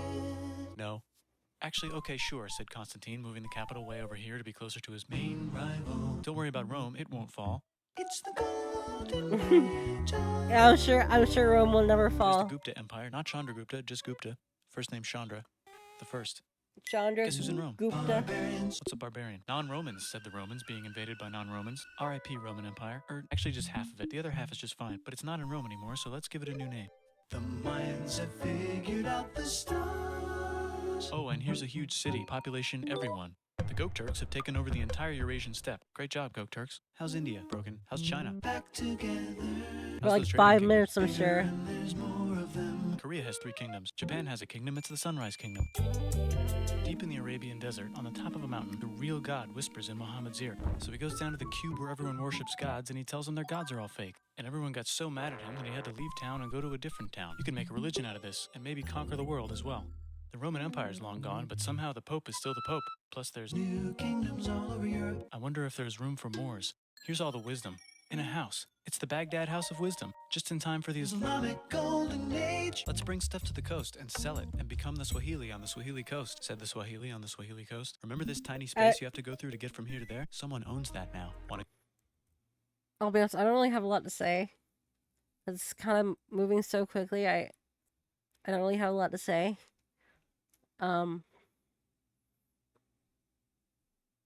It's weird. It feels like my ADHD has been like compiled into a video. It's like trying to fight for dominance. Get enlightened in the middle of nowhere. The Franks have the biggest kingdom in Europe, and the Pope is so proud that he invites the king over for Christmas. Surprise, you're the new Roman emperor, said the Pope, pretending to still be part of the Roman Empire. Then the Franks broke their kingdom into what will later be called France and not France. The Northerners, or just Norse if you don't have much time, are exploring. They go north, from the north to the northern north, and they find some land, 2 types of land, and they name them accordingly. They also invade some other places and get called many names, such as Vikings. There's the Rus, the Kievan Rus. Are they Vikings? I don't think so, said the Kievan Rus. Okay, fair enough. The Pope is ready to make some more emperors of the Roman Empire, the Holy Roman Empire. It's actually Germany, but don't worry about it. New kingdoms. Christianize all the kingdoms. Which brand would you like? Mine's better, mine's better, mine's better. Time to conquer England, said William. It's a bird, it's a plane. It's the Seljuk Turks, said the Byzantine Empire, who's getting so small it almost doesn't exist anymore. We need help. They need help, so they call the Pope. Hey, Pope, can you help us get rid of the Seljuks? Maybe take back the Holy Land on the way? Come on, I know you want to take back the Holy Land. Yes, I do actually want to do that. Let's do a crusade. Crusade! They did many crusades, some of which almost didn't fail, but at least the Italians got some sweet trade deals. Goodbye, Mayans. Hello, Toltecs. Goodbye, Toltecs. Hello, Mississippi. Look at those mounds. There's the Pueblo. Hi, I always I'm wondered how to Mississippi. build a town in a cliff. Guess who's here? Come here. Where? Here. And Pagan is there. Vietnam unconquered itself, Korea just became itself, and Japan is so addicted to art that the military might have to take over the government. China just invented bombs. Welcome to the The Shogunate! Mongols just invaded most of the universe. Nice going, Genghis. I bet that will last a long time. Some of the Islamic Turks were unaffected by the Mongol invasions because they were busy invading India. Is it Tonga time? I think it's Tonga time. I just found out where the Swahili gets all their gold. Look at this Chad. Means lake. There's an empire there, right in the middle of Africa. The king of Mali is so rich he's going on tour to let everyone know. Wow, that guy's rich, everyone said. The Christians are doing a great job reconquering Iberia, which will soon be called Spain and not Spain. Please remain Christian. We will check in later to see if you're still Christian when you least expect. Whoops, half of Europe just died. China's back, yay! Wait, that's what Hey, the come here, Spanish time to share. Inquisition's New about? Kingdoms here and there. Oh, look who controls all the islands. It's the Mahajapit, Majapahit, Mapajahit, Mahapajit, Mapajahit, Majapahit. Oh, Italy's really rich. Time for them to care a lot about art and the ancient classics. It's kind of like a rebirth. Here's a printer. Let's make books. So you think you can conquer the Byzantine Empire? Yep, said the Ottoman Turks. Nice job, Ottoman Turks. Oops, you missed a spot. Don't forget to ban Europe from the Indian spice trade. What? That's bullshit, said Portugal, spiceless. Well, I guess we'll have to find another way to India. Wait, said Christopher Columbus, probably smoking crack. If the world is round, let's go this way to India. No, don't worry, we already got this, said Portugal. So Chris goes to Spain. Hey, Spain, want to hire me to find India by going around back of the world? No, please, no, please, no, please. Okay. So he sails into the ocean and discovers more ocean, and then discovers the Indies and Japan. And Let's then draw a line discovered to decide who shit. gets which half of the world. The Aztec and Inca empires are off to a great start. I wonder if they know that Europe just discovered their continent. The Habsburgs are marrying into so many royal families they might have to start marrying each other. Move over, Lithuania. Here comes Moscow. Ivan wants to make Russia great again. Move over, Timurids. Maybe go invade India or something. Persia just made Persia Persian again. Let's make it the other kind of Islam. The one where we thought the first guy should have been the other guy. Hey, Christians, do you sin? Now you can buy your way out of hell. That's bullshit. This whole thing is bullshit. That's a scam. Fuck the church. Here's 95 Reasons Why, said Martin Luther in his new book, which might have accidentally started the Protestant Reformation. You know what would be magnificent, said Suleiman wearing an onion hat? What if the Ottoman Empire was really big, which it is now? What if Russia was big, said Ivan, trying not to be terrible? Portugal had a dream that they controlled the entire Indian Ocean, including the spice trade. And then that dream was real. And Spain realized that this is not India, but they pillaged it anyway. Damn, said England and France. We gotta start pillaging some stuff. Then the Dutch revolt and all the hipsters moved to Amsterdam. Damn, said Amsterdam. We gotta start pillaging some stuff. Question 1, can you get to India through North America? No, but at least there's beaver. Question 2, steal the spice trade. That's not a question, but the Dutch did it anyway.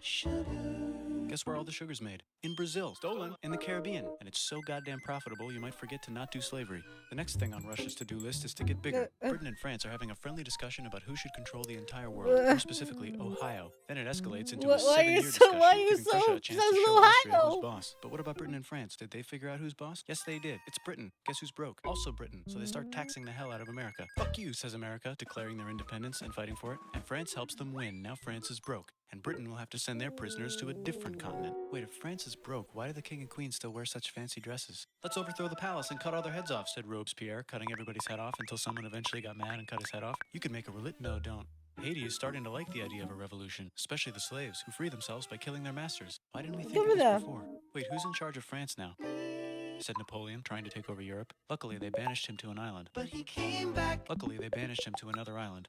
There goes Latin America, becoming independent in the Latin American Wars of Independence. Britain just figured out how to turn steam into power, so now they can make many different types of machines and factories. Oh, steam. Oh, industrial. So they can make a lot of products real Okay. fast.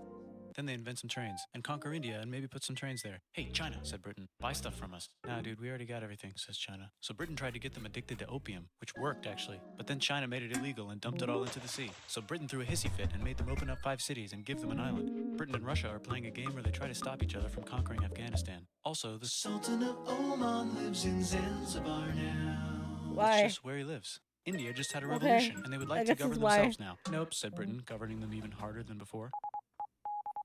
Hi, just send you a message through Technology is about to go crazy. The United States finally figured out whether slavery is good or bad. It's bad, they decided, and then they continued. I did not manifesting their know destiny, that which is to kill the was rest a of the natives and take their system. land and maybe Holy kick out the shit! Mexicans too. I know. Let's rape Africa, said Europe. Whoa, whoa, whoa, whoa!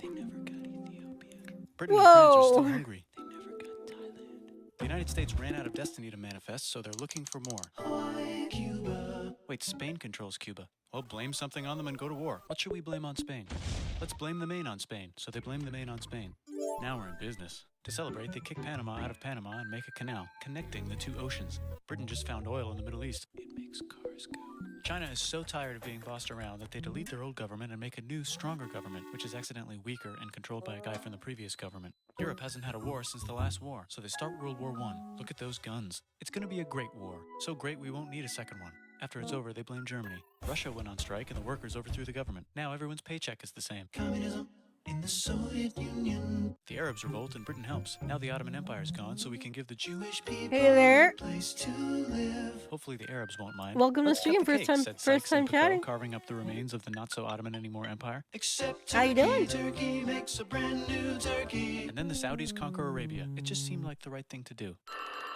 Hello? Yes, it's the 1920s calling. Let's get in the car and drive to a party and listen to jazz on the radio and go to the movies. The economy's great and it'll probably be great forever. Just kidding.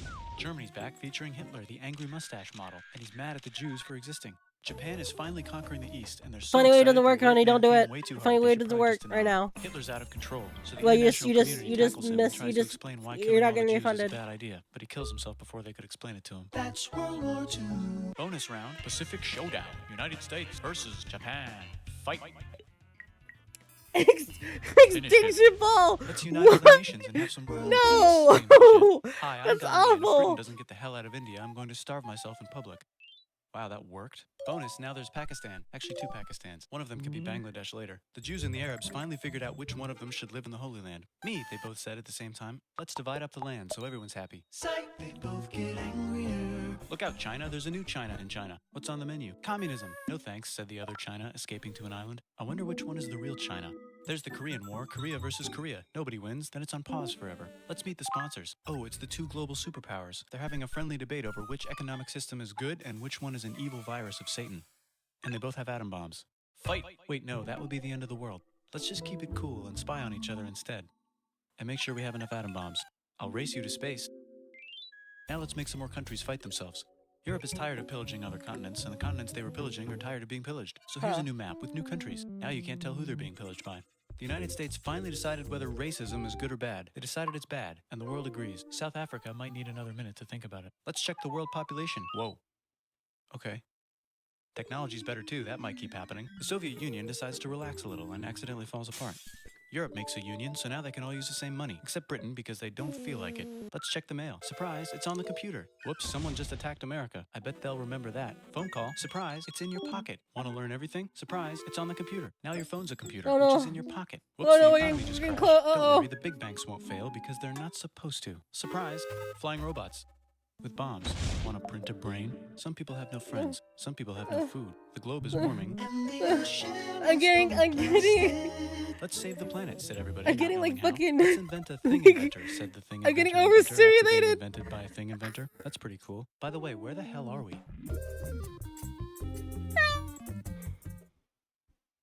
Just weeks before the release of Amazing Spider-Man issue 26, this image was leaked online. To non-Spider-Man fans, it looked like a genuinely heartbreaking moment in which a loving father helplessly watches his 2 children being erased from existence. This of course left them extremely confused as to why everyone else was celebrating this. These Spider-Man fans were delighted to see this film. To non-Spider-Man fans, it looked like a genuinely heartbreaking moment in this image just weeks before the release. I'm gonna say, you can quote me. You can quote me.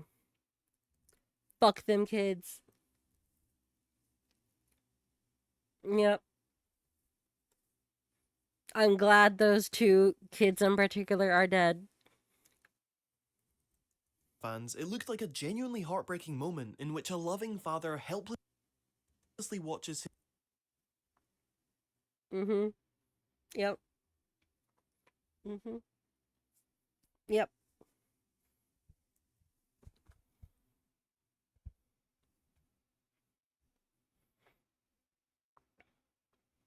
You are poggers! Yep. I'm happy that they died, but let's be more accurate. So now this is something I have stuff to talk about. Power word! Kill! Those are not real children. They are actually constructs, like mental sort of fake constructs shaped like children, and all they do is they track the location of wherever they are. They're tracking devices. They're not real. They're not even children. They are created by this guy's dad. This is Paul, and his dad was referred to as the Scribble Man, and he's evil. Extremely evil. Super, super, super evil. So evil that this guy, Paul, assisted him in genociding his entire home dimension. Yeah. Instead of helping get therapy, he was a lazy asshole. And these little kids right here are specifically to keep track of where Paul is. And also to help him have something to tie Mary Jane down, I guess. His 2 children being erased from existence. This of course left them extremely confused as to why everyone else was celebrating this. These Spider-Man fans were delighted to see this guy in pain. This guy, Paul? But why? What did this Paul do to make fans so mad? This whole thing fascinates me, but I'm yet to see an explanation that gets exactly why these fans feel this way about this guy, who for most of his existence is just a background character, barely appearing in the series or doing anything at all. So that's what I'm here to do. Alright, seems simple enough, let's go! In 1987, Peter Parker and Mary Jane Watson got married. They would spend the next 20 years in real-world time. I'll let him explain a bit, and I'll stop it. I'll stop it when I have something to say. Cementing them as one of the most beloved couples in comic history. In the mid-2000s, certain higher-ups at Marvel thought that Peter being married took away from the point of his character, that him being single and not having his life together was key to what made Spider-Man so relatable, and so they manufactured a storyline to separate the happy couple. It is for this reason we got the infamous storyline One More Day, in which Peter sells his marriage to Mephisto, erasing said marriage from existence and creating a soft reboot, an altered world in which Peter is alone and MJ mysteriously hates him. This was like Pearl Harbor for Spider-Man fans, and to this day we have not shut up about it. As this new era of Spider-Man began, MJ was noticeably missing, only making One More Day. Look, I have not been super involved with all this for very long, but even I know about everything wrong with One More Day. They had Aunt May looking like she was You remember watching the old cartoon and Aunt May looks like she was like 1,000 years old? That she could just crumble into dust any moment.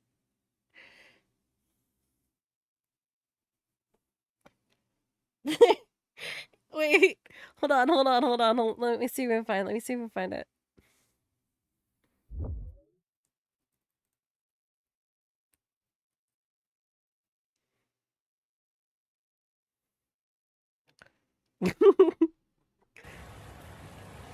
Hello? Oh my gosh. Yo, guys, it's me, Charlie. Hey, did that guy just turn into sand? Yeah, that basically that. So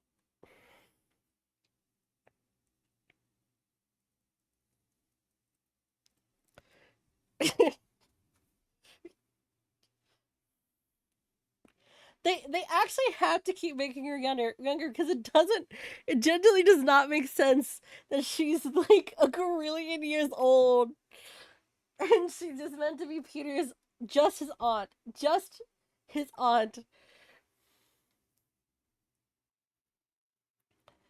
Like make her older, but she doesn't need to be like 90. uh okay. But the point is that Aunt May was like a more billion years old and then got shot because the Kingpin sent someone. And they had a really cool moment where Spider-Man shows that he's willing to show everyone his identity.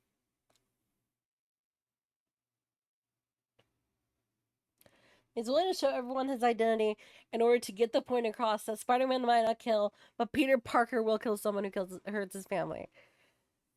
Great moment, fantastic. He picks up Kingpin by the skin.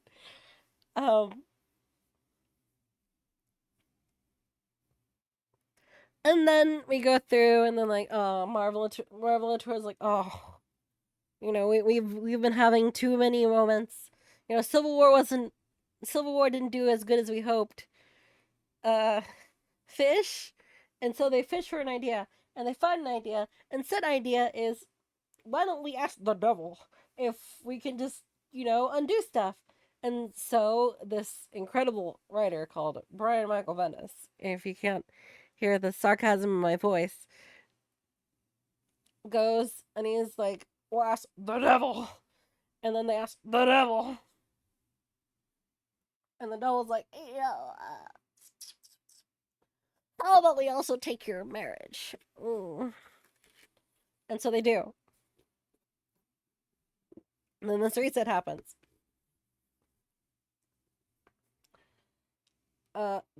Civil War still happened, mind you. Civil War still happened. But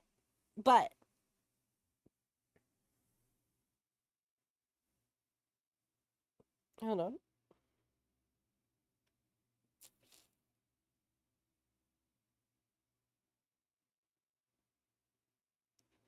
Okay.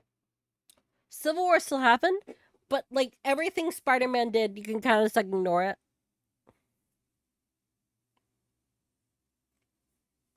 Civil War 1. Civil War 1, boy, we've not even gotten to the Captain Marvel causes problems for no reason war.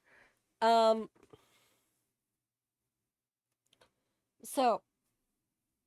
then you get one more day, and then you get a brand new day. And now Peter isn't allowed to age.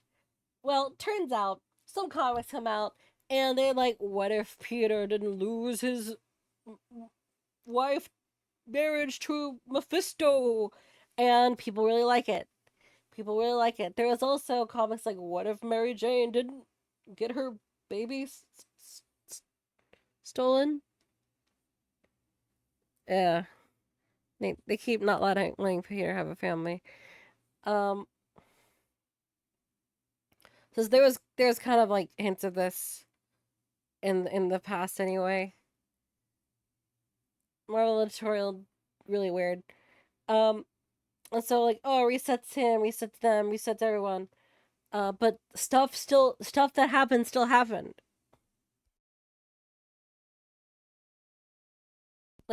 stuff that happens still happened, but then also didn't. It's really stupid. So now you have this character who's kind of displaced and shot. What if the Venom symbiote infected Peter? What? Oh, I mean, that's actually kind of rad. Um. Anyway, continue on, and there's like two situations like, oh, what if Peter Parker had a daughter? What if Peter Parker had a daughter? And like, oh, that's popular. Oh shit, that's popular too. Why don't we do that? Well, that's because he sold his marriage to Mephisto, and also had his body stolen by Doc Ock. Oh, and I'll shut up. I'll continue the video for now. Making her first regular appearance around a year and a half later. During this era, Marvel would tease the fans. They'd have Peter say, "Ooh, marriage? Never doing that shit. Imagine me getting married." Or Mary Jane would be like, "Yeah, maybe we would have been together in another life." Or the time they had Mary Jane catch the bouquet at Aunt May's wedding, and everyone was like, "Oh shit, does this mean they're bringing the marriage back? Oh my god, they're finally doing it. The marriage is coming back." And then nothing happened between them for the next, 3 years. Still, there remained hope, and the series slowly started to build towards Peter and MJ's reunion. From MJ telling Peter that she loves him at the end of Spider Island, to them spending more and more time together, and just as they're entering a proper relationship again, Peter gets his mind swapped with Dr. Octopus, fucking dies for a year, and then when he gets back, MJ is understandably no longer interested because of the whole mind swap, and remains separated from Peter for the next 5 years. This teasing over the course of a decade, dangling the marriage in front of the readers like a carrot on a stick, it left a bad taste in a lot of people's mouths. Yeah. So the thing is that Superior Spider-Man, we love Superior Spider-Man. Superior Spider-Man's really, really good. Yeah, it's really, really, really, really good. Really, really, really, really good. I like it a lot. It's a good examination of both of Dr. Octopus and Spider-Man and Peter Parker, as well as Otto Octavius.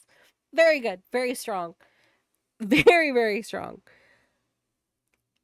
Hearing that it is made basically specifically to not allow Mary Jane and Peter to get together there is one of the stupidest things that I have heard. And the thing is that I'm pretty sure it's true. It sounds so stupid and head-assed that I'm fairly sure it's true.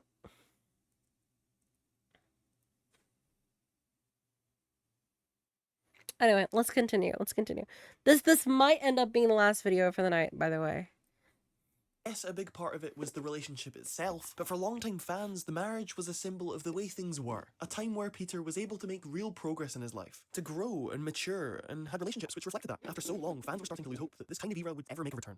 And then Volume 5 happened. Writer Nick Spencer arrives on the scene, and in his very first issue, he gets Peter and MJ back together. In fact, not only does he heal the relationship, but he's also hinting at something greater. As the series progresses, fans begin to speculate that Spencer's going to undo One More Day. What with him bringing Mephisto back and having Peter relive one of his memories from One More Day, and the cover of one of the issues. I mean, just look at it. What kind of event do you think they're celebrating here? It's not fucking Christmas. It's hard to explain just how excited I and a lot of other fans were as this story was unfolding. I was genuinely ecstatic each time a new issue came out, and Spencer moved one step closer to undoing Peter's deal with Mephisto. However, according to writer Dan Slott, there was never a hope in hell that Marvel was actually going to let Spencer go through with this, and so Spencer ended up undoing Sins Past instead. An equally hated storyline from around the same time, in which Gwen Stacy slept with Norman Osborn and had two weird goblin you know babies. what? This did kind of read like a compromise, but at least we got confirmation that the children weren't Normans, and they were actually a trick played by an AI version of Harry Osborn the whole time. As much as it was a letdown at first, No, we gotta thank this comic for doing something hilarious. So instead of sleeping with Gwen Stacy, turns out Norman slept with Mysterio in a wig.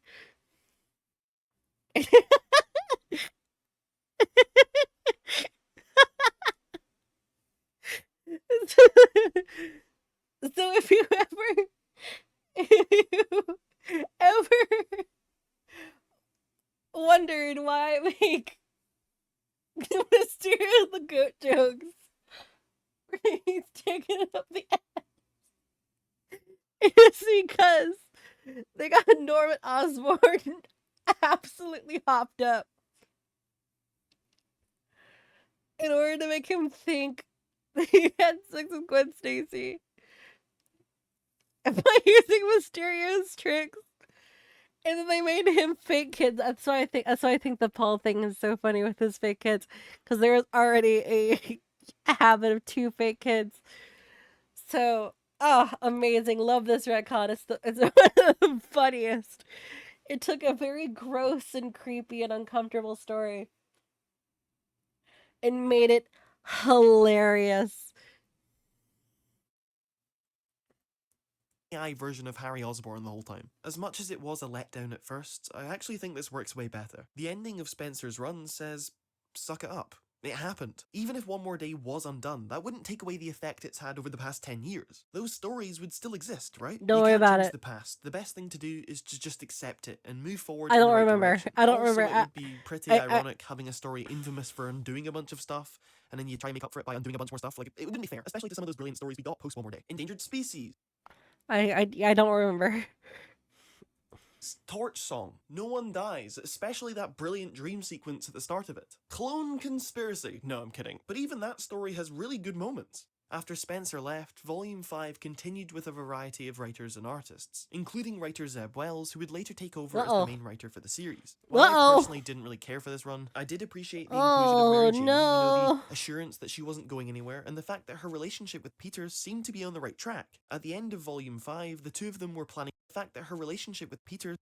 seemed to be on the right track. At the end of Volume 5, the two of them were planning to move in together, and Spider-Man fans across the globe were breathing a collective sigh of relief. Just as Spencer had said, Peter and MJ were proving to be truly unbreakable, and with Volume 6 around the corner, fans couldn't wait to see where they were going next. Towards the end of April 2022, the first issue of Amazing Spider-Man Volume 6 came out, with lead writer Zeb Wells and lead artist John Romita Jr. This new volume established a time skip of around half a year, and during that time, Peter had apparently done something to become estranged from his family and friends. Aunt May's disappointed in him, his old roommate Randy hates him, and his relationship with the superhero community is rocky at best. But hang on a minute. Where's MJ? Just an issue before, they were going to move in together. You know, the thing that people have been waiting for the past 15 years? Alright, let's look at this ugly art. So, it gets explained. What did Peter do? What did Peter do to piss everyone off? Fuck and all. Nothing. He didn't do anything. It's like they forgot to explain what did Peter do. He saved his girlfriend. That's what he did.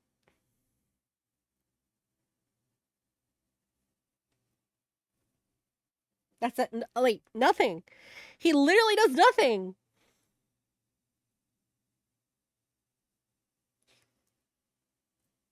Where the hell's she gone? It's only at the end of the first issue that we finally get to see MJ. And in these brief couple of pages, we learn that she's not only living away from Peter once more, but she now has 2 children all of a sudden, and her new partner is just some guy. We get his name, Paul. He's a guy. What? Do we get to find out more about him in the next issue?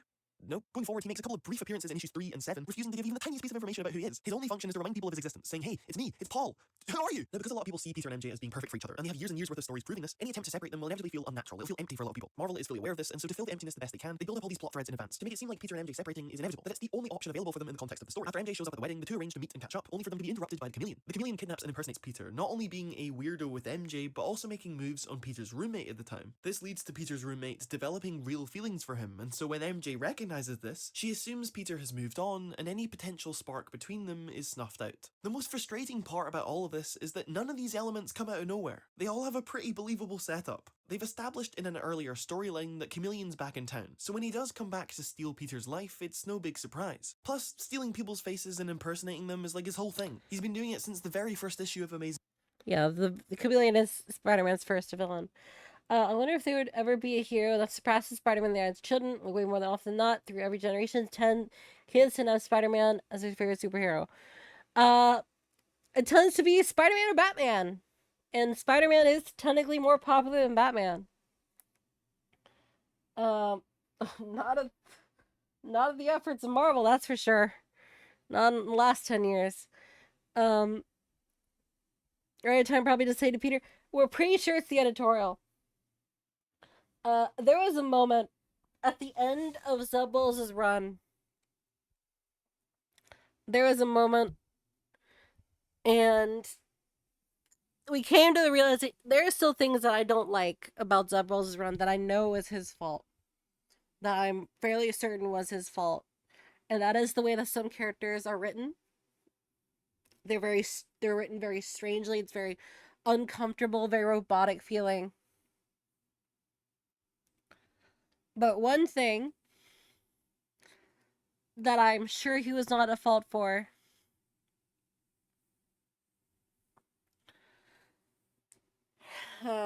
is the honestly the Paul stuff. If we're led to believe some of the stuff that's been found out, it is very likely that Paul has been kind of like an editor self-insert. Not a writer self-insert. No. No. An editor self-insert. Which is very weird. Don't you think? Like, I think it's very strange. Inserting the self into things is not necessarily a bad thing. Everything you create kind of has yourself in it. But there's a line you need to make sure it does not cross. And when you start tweaking the entire story in order to facilitate your self-insert as being the most important thing, that's bad. That is bad. So what am I saying? I'm saying Paul's a Mary Sue. That's what I'm saying. Spider-Man. So this evil plan is nothing out of the ordinary, right? It makes sense. Also, it was around this time that Peter was having terrible luck with dating, to the point where it was almost ridiculous. He was getting led on and rejected every 2 seconds, and it was like, when is someone gonna give this guy a break? And so when MJ, the love of his life, finally does show up and rejects him, it's like the punchline to this big long joke that had been building up over the past 20 issues. It's an annoyingly well-executed setup and payoff that fits in with the tone of the story. The same sort of thing also, happened with they keep Superior making Spider-Man Peter a years later. bum. Not only is Otto's plan to swap bodies with Peter carefully set up over 3 years in advance, but the series even goes out of its way to show that MJ sticking around is a bad thing. Otto's a creep. You don't want him hanging around MJ. And so when she goes from being a series regular to more of a guest star, it's framed as a good thing. You're like, thank God MJ is saved. So yeah, by this point, people have come to expect this sort of thing. Marvel wants to have their cake and eat it too. And so by this point, people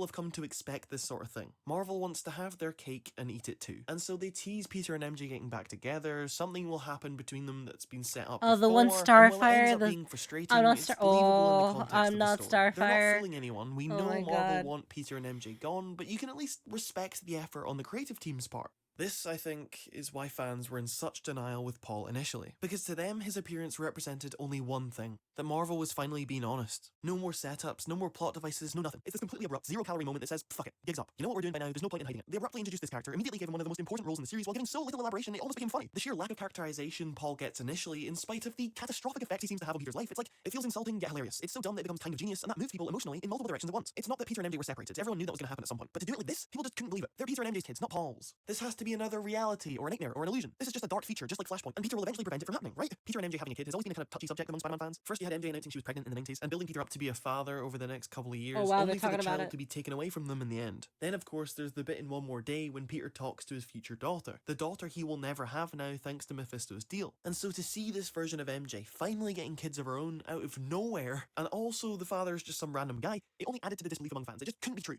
But it was. As we soon found out, this wasn't an illusion or another reality. Paul was here to stay. And oh boy, were people thrilled about this. Yeah. People hated Paul. Like, really hated him. Here we have our boy Peter, lonely and miserable, can't... Okay, let's talk about why. Let's talk about a little bit of why people hate Paul. So, you have...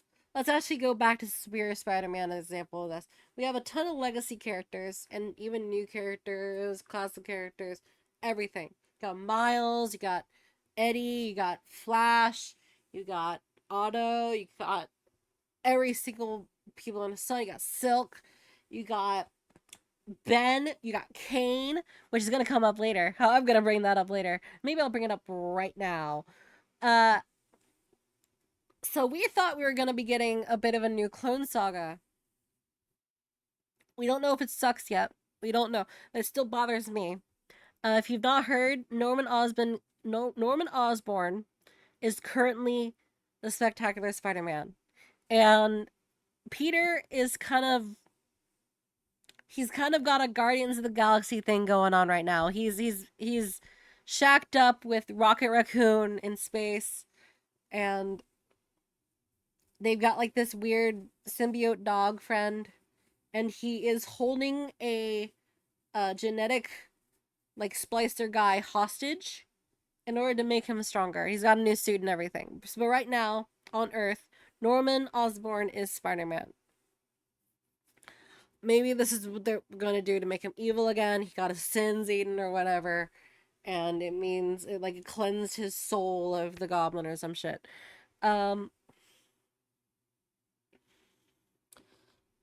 don't know, but that's the short of it.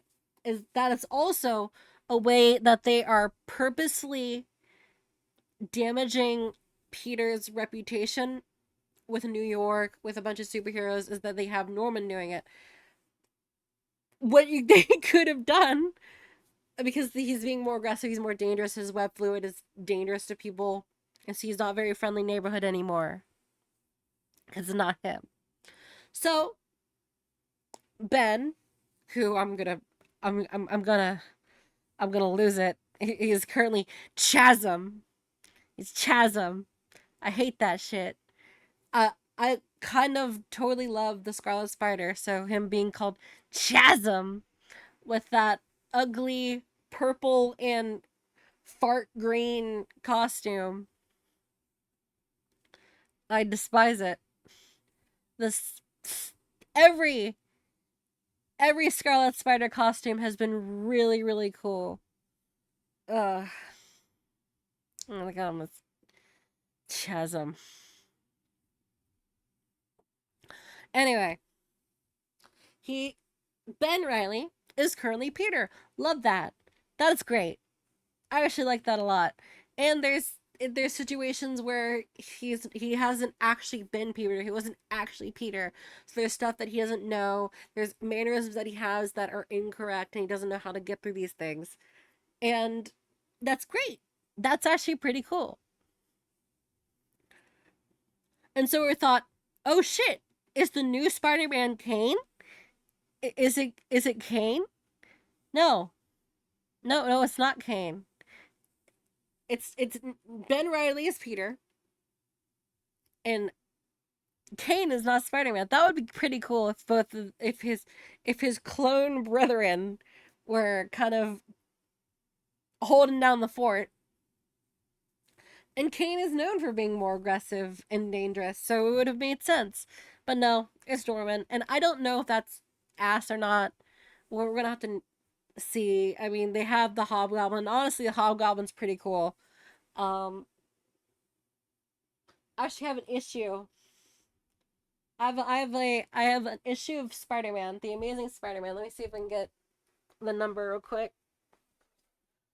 Number 239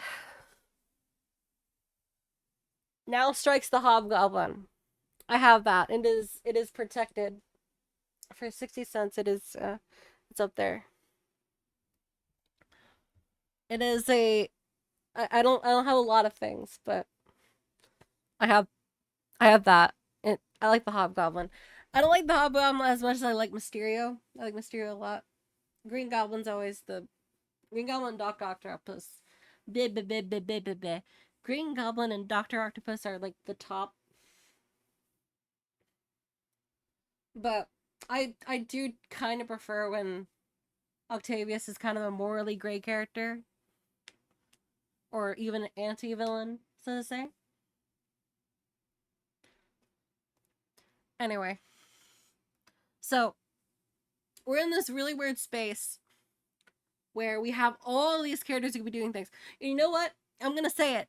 They actually, they're getting past my argument because they're having a character take over. Peter's not around. Okay, they have a character taking over.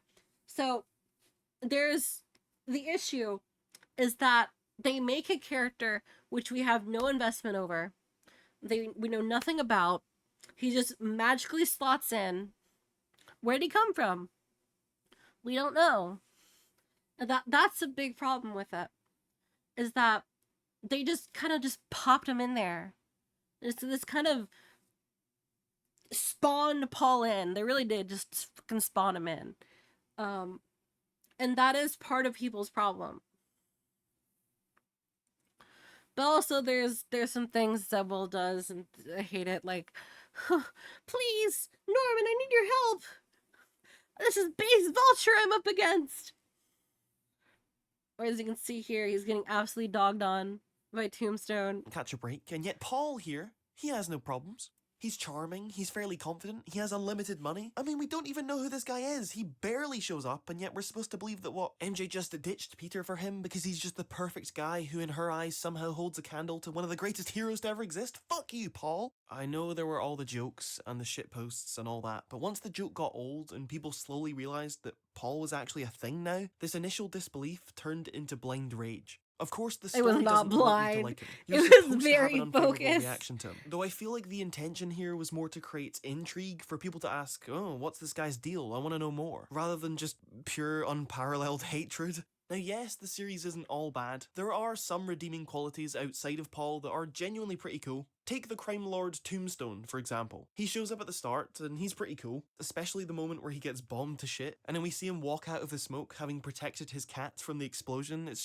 It's little character stuff like that, which I do really appreciate. I know that humour is subjective, but there are a lot of moments I found genuinely funny. Whether it's Tombstone calling out Peter for being a weirdo, or J. Jonah Jameson's demon bed when he gets sent to hell. I'm not going to give you context for this one. Or there's this one paramedic who shows up at a crime scene and he just doesn't give a single shit. He's completely unbothered. That stuff aside though, most of the series is pretty sad. Like Paul has actually just ruined Peter's life. In these new stories, he is exhausted and bitter and unwilling to engage with others directly. Peter didn't start off as a team player back in the day. He had to learn to open himself up and get on with others during his years as Spider-Man.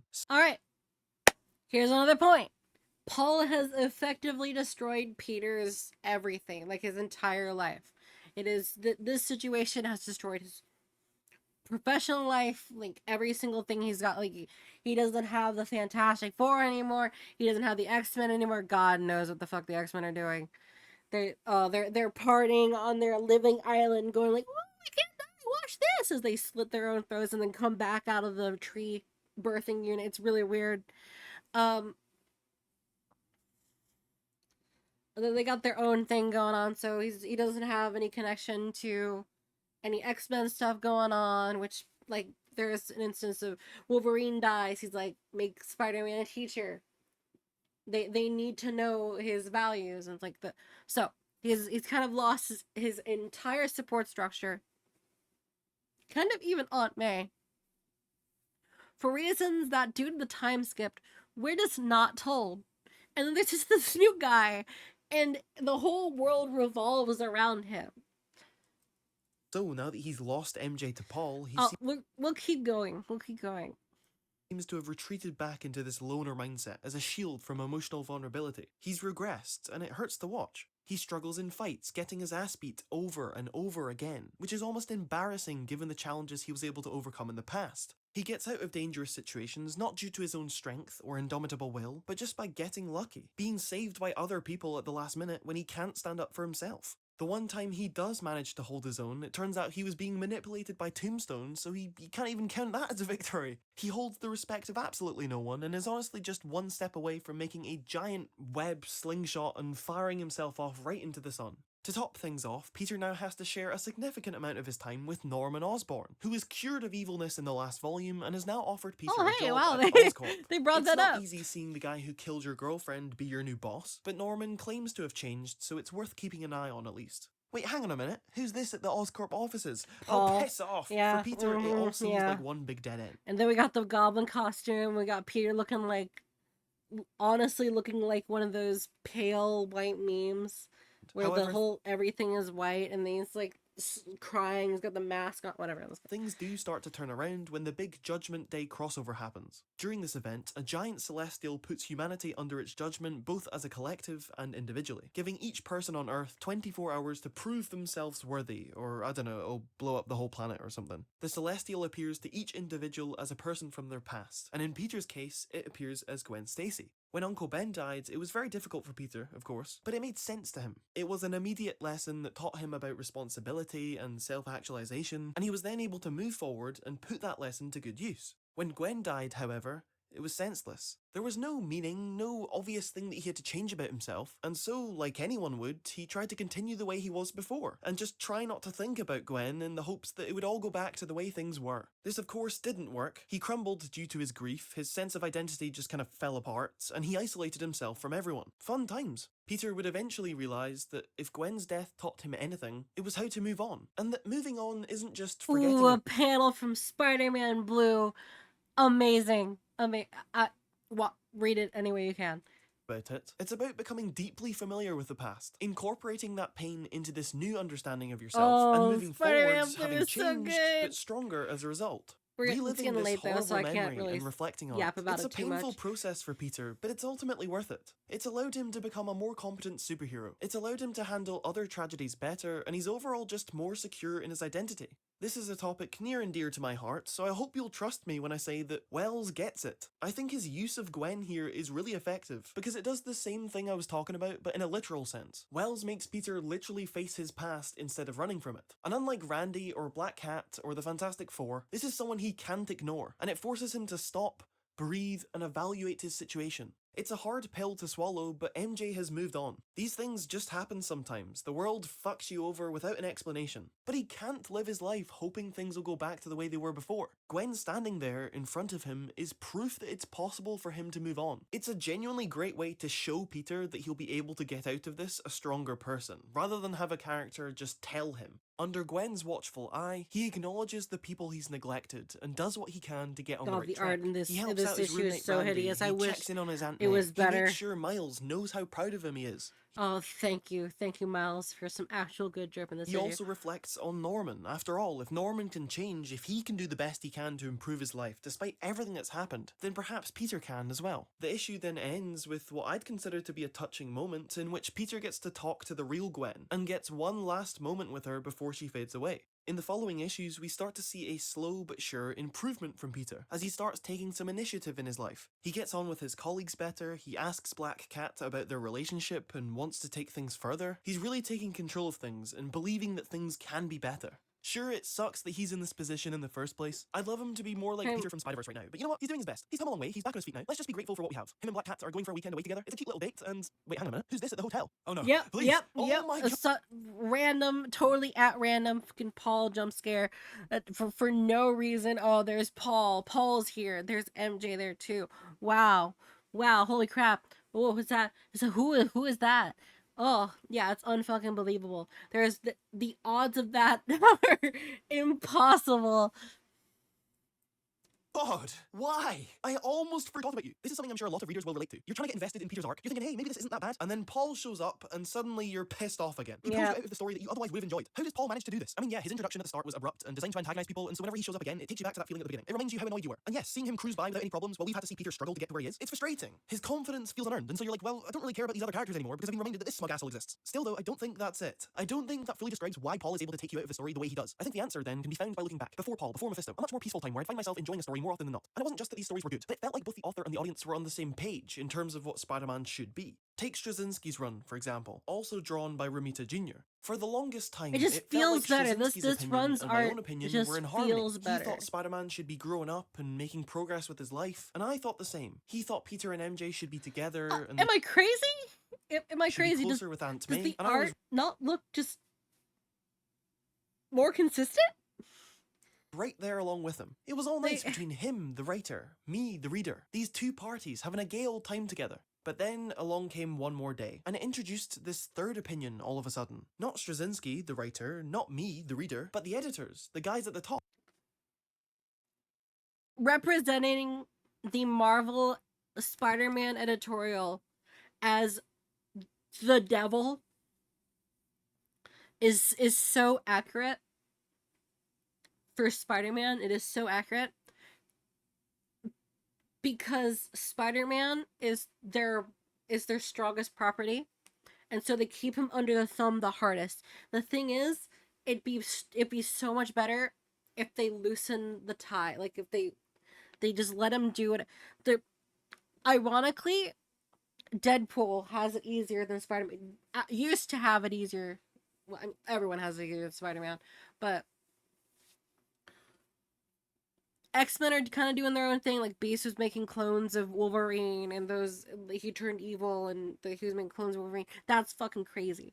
You that something of that like nuts nonsense wouldn't be happening in Spider-Man because it's not something that's gonna ruin his relationship with Mary Jane.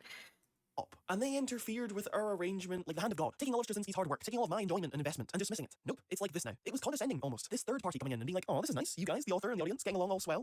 Well, sorry to break it to you, but we actually know what's better for you guys. We'll take it from here. Hope you like the series, by the way, because you're getting 10 whole years of it. Now, the editorial team have given their reasons for doing this. There's the interview with the editor-in-chief at the time where he explained that it's to preserve the longevity of the series. That if Peter stayed with MJ, it would age him up too much. His life would be less dramatic. His stories would be less accessible to younger readers, and it wouldn't allow them to keep the series going indefinitely. And yeah, that may be true from a perspective, but would that not still be better? Would it not be better to let Peter and MJ stay together? That is so full of shit, because we now have a perfect example.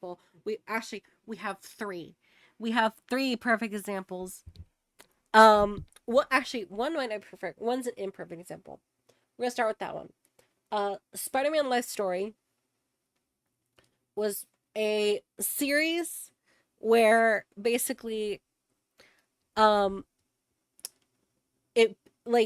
was issues that time passed in real time. So events that happened in the Marvel series happen as if they're going through real time, and Peter was able to age up, and oh wow, they offer more respect to Ben. They kill Ben Reilly. I'm gonna say it right now.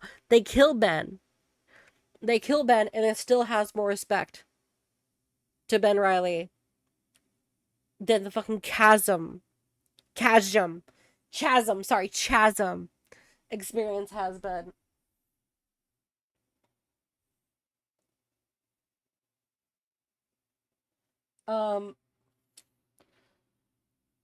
It doesn't just, it's like it goes through the line. Now, we also have what do they call it? Renew Your Vows. They have Renew Your Vows, where it's as if one more day never happened. And there's more stuff to it as well. People love it. People adore that. There's also Spider-Girl or Spider-Woman, and it shows, oh hey, Peter's aging, and the new spider person is his daughter. People loved that. People adored that. That's part of what Mayday is based off of. Then they got Spider-Verse, and they're happy. People were happy to see him struggle. They were happy to see him succeed. No shit. And then they did Ultimate Spider-Man, where the maker, honestly a total bro, saves Peter by not letting him be Spider-Man, but then is an asshole and stops him from becoming a scientist. But now we have a Peter who has a wife, 2 kids, and every single issue progresses in real time, and people love it. People love it. Like, dude, come on. Get your shit together. Like, what can we say? What else can we say? I don't know, man. Maybe the Marvel editorial just needs to literally all like explode one day, just like pop like a blood balloon. Accessible for For some us people. to get Would that not something. be preferable to keeping him young and miserable, squeezing out as many stories as you can out of him, dragging him through the mud just so you can sell more issues and get as many readers as humanly possible? But no, sure, go ahead. You guys know best. Of course, every comic ever released by Marvel has been influenced by an editor in some way or another. An editor changing something the writer wanted is nothing new. In fact, it happens all the time, especially with Spider-Man. But the thing is, you as a reader shouldn't be thinking about that. One More Day's biggest crime was drawing your attention away from the story and characters and directing it towards this third party. This interference that was previously just in the background, silently pulling strings, and bringing it to the forefront, making it so you just can't ignore it anymore. You can actually see Straczynski protesting the editor's decision in the story, giving Peter all the reasons not to take the deal with Mephisto,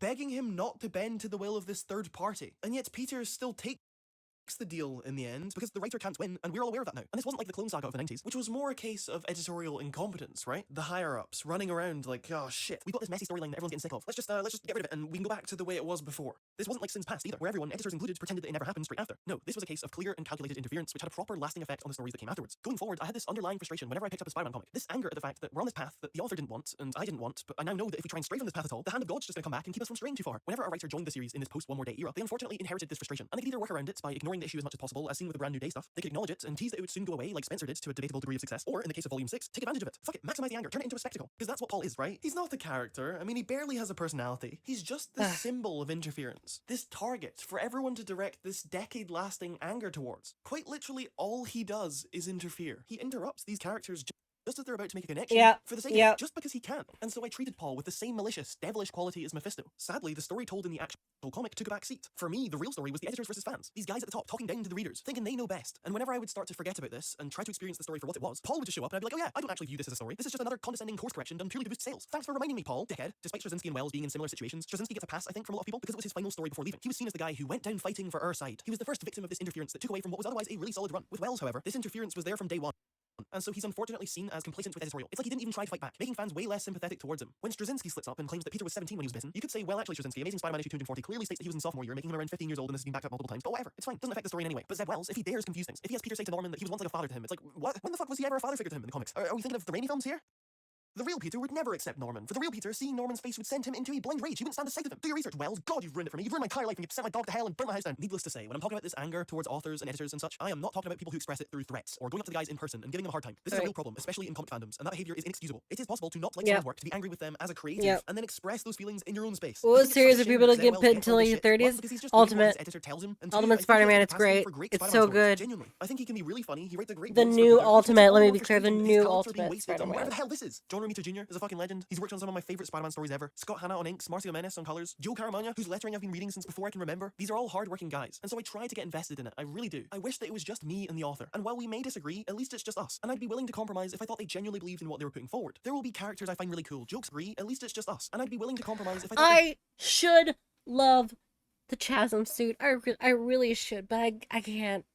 I can't stand it. I can't stand it. Oh, it's drawn so inconsistently.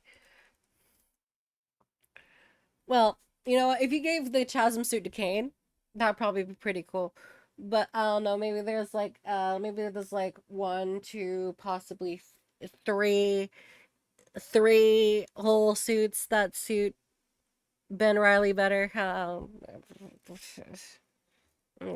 Whatever. Genuinely believe in Keep what they were whinging, bitch. There will be Keep whinging, characters bitch. I find really cool, jokes I find really funny, moments I find genuinely impactful. But then I turn the page and fucking Paul's there, and it's like reliving One More Day all over again. It was only with issue 21, after 11 months of being frustrated and left in the dark, that we finally managed to get some answers. Specifically what happened with Peter and MJ at the end of Volume 5, and how Paul fits into any of it. Finally, we can find out who this guy is. We're gonna find out who this guy is, yeah? Flashback to a year earlier. Peter and God, MJ we are still about have to so move much in stuff together. to Suddenly, go. a man called Benjamin Rabin shows up, aka that one Spider-Man villain who showed up in a single story in 2008, also written by Zeb Wells. That's right, the person behind it all is literally just some guy. I'm sensing a theme here. Rabin's whole deal is sacrifices. He wants to perform these deadly rituals so he Here can we please the go. lion god of mischief, and so he marks Peter and MJ and sends them to what is essentially hell, an alternate, desolate world which Rabin has already destroyed. It's here they're rescued by the mysterious Paul. Apparently, Paul Rabin. This is the world. This is the world that what's he essentially helped his hell. dad genocide. By the way, this is it. The sacrifice to a dark god. An alternate, desolate world which Rabin has already destroyed. It's here they're rescued by the mysterious Paul, apparently the only survivor of this world who worked for Rabin in the past but didn't realize what he was truly doing until it was too late. Peter and MJ are then tragically separated, with Peter being sent back to their own universe, leaving MJ stuck with Paul in the Hell Dimension. This is good though, seriously, because we can finally spend some time with Paul, right? Find out who he is. I mean, yeah, we've already got his backstory and all, but that's not what I'm talking about. See, characters are truly defined by their choices. When they're under pressure and are forced to make a difficult decision, that's when you find out who they really are. And so when Paul is faced with a dilemma, when he and MJ discover 2 children in the wreckage and they're talking about whether to take these children in or not, his choice is, nah, leave him. Fucking hell, Paul. Okay, so we can now update what we know about Paul. He comes from hell. He helped destroy an entire world. He hates children. Marvel, are we supposed to like this guy? Just because you draw him insanely ripped in one of the panels doesn't mean I'm gonna like him. Oh yeah, and we also found out that he's actually Rabin's son. So he's Satan Jr. Now, I am being a bit too hard on the man. The whole point is that he learns through MJ. He learns to let go of this selfish behavior. This is supposed to draw a parallel to Peter. How he messed up due to his ignorance, got someone killed, or in this case, an entire world, and now spends the rest of his life trying to make up for it, trying to do the right thing, and better himself. This explains why MJ falls for Paul, because I guess she's just got a thing for guys who love responsibility. Therefore, when Peter manages to rescue them from hell, MJ chooses to remain with Paul so as to not disrupt the family dynamic for the sake of their kids, but also because she developed a genuine bond with Paul. Let me remind you, these kids aren't real. And Paul knew for a fact that he was alone in this world. These But she kids doesn't are go for it. Peter fake. is not happy about this, especially since in order to get MJ back, he had to burn bridges with the superhero community because he thought MJ was going to die any minute, and so he stole a bunch of their stuff and betrayed them, I guess. However, he respects MJ enough to accept her decision, leading us straight into the start of Volume 6, where his life completely sucks. This unfortunately means, though, that new readers... Well, he stole from the Fantastic Four. He stole stuff they didn't need or weren't using for parts. Picking up the series, we'll get the impression that MJ sucks. This feeds into the overall consensus you see online. You know, the types of comments that say, Mary Jane, she's a cheater. She's just this damsel in distress. Gwen, though, she's the perfect person for Peter. She's the real love interest here. And you know what? I wouldn't blame you for saying that if you've just seen the movies. Like, okay, fair enough. But in the comics, I mean, do you really think so? I love Gwen, don't get me wrong, but she was not good for Peter, and vice versa. While they had a great deal of love for each other, and there were moments that I was genuinely really happy for them, the divide that Peter's double life created between them was just too much. It stopped them from living healthily with their love. Peter always thought about revealing his identity to her, but decided against it because there was never the right moment. He was scared of what she was going to say, what if she hated him, especially once her father died and she blamed Spider-Man for it. And so whenever Peter looked at Gwen, he saw his own fear and insecurities reflected back at him, often causing him to have complete meltdowns. This was made worse by the press in the aftermath of Captain Stacy's death. As much as Peter would hate to admit it, he really does care about his reputation. If the world constantly tells him that he's the bad guy, he's not only going to be depressed by it, but he just might start to believe it himself. So yeah, Gwen, poor girl, bad situation. But Mary Jane, she's built different. MJ was first properly introduced in Amazing Spider-Man issue 42, and right from her first interaction with Peter, it was clear that she wasn't a traditional love interest. MJ was more independent. She played a more active role in Peter's adventures. Whenever a villain would strike, MJ would be the one saying, "Hey, let's go check this out." Was it since kids are going away? Is it stuff that now MJ had no reason to say? Who am I, Gwen Stacy? Yes. Once MJ revealed that she knew Peter's identity, yes. things got a whole lot more serious. This Correct. was Peter's first mature relationship that wasn't fueled by fear or Kinda, regret. The pair were able to basically. challenge each other, test each other's sense of pride and guilt, not because they were angry at one another or misunderstood the situation. In fact, the complete opposite. They understood each other like no one else. This did wonders for Peter's self-image, because at the end of the day, the only real reflection he had of himself was in the eyes of his wife, and that was enough. He was secure in that. The reactions from the rest of the world mattered less to him. I would strongly recommend to anyone the graphic novel Spider-Man Parallel Lives by Jerry Conway, Alex Savick, and Andy Mashinsky. It's a wonderful canon story that goes over both Peter and MJ's histories, showing how similar they are and therefore why they're so perfect for each other. In my eyes, it's the perfect character piece showing who MJ really is, and a really touching commentary on life in general, and it's also dead cheap on Amazon. That all being said, let's have a look at modern MJ, shall we? After the time skip, she seems to have traded in her independence for Paul. She can't be seen anywhere without him. Oh, let's not forget when she, for some reason, was the person, the CEO of... Well, not CEO. What was she doing? She was running Stark Industries for a while. I don't know. Anyone remember that? I remember that.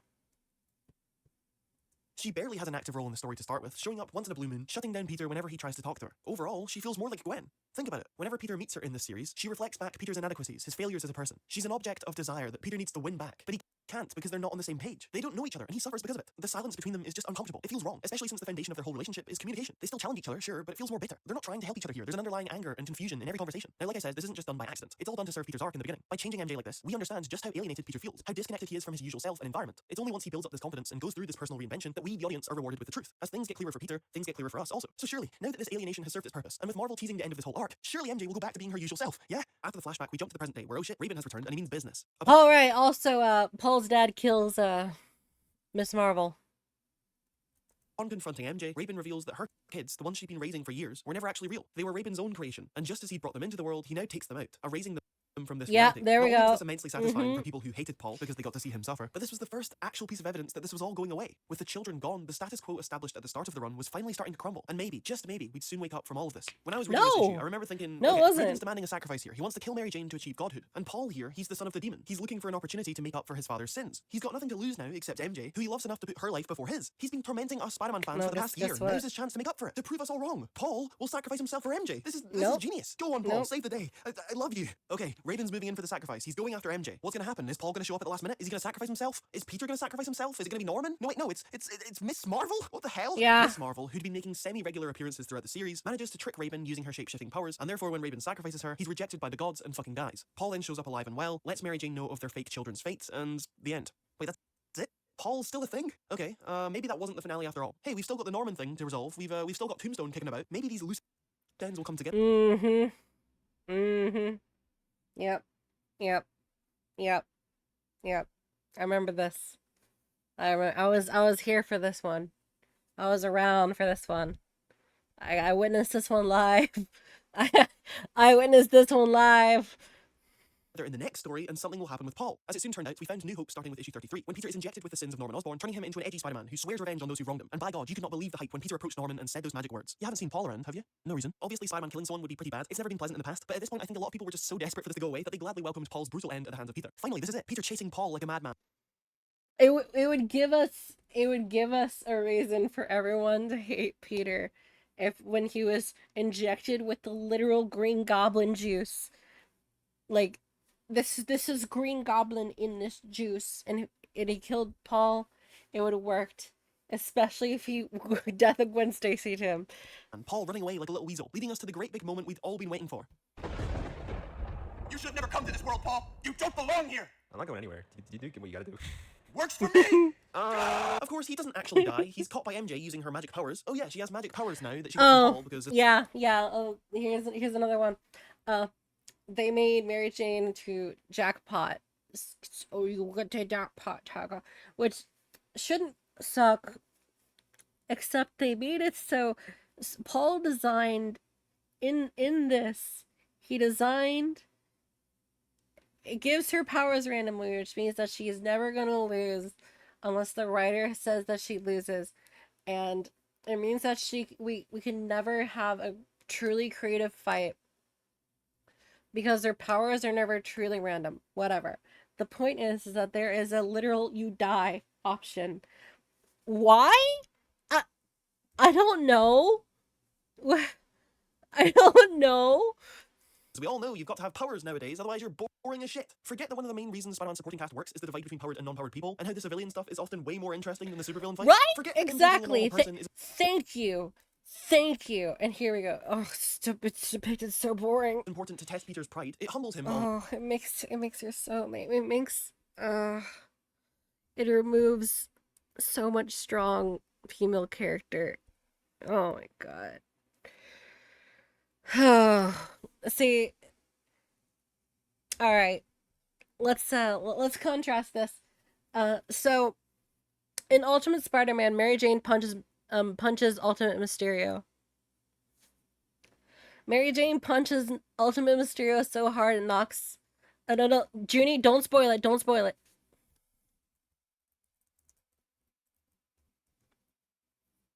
Okay.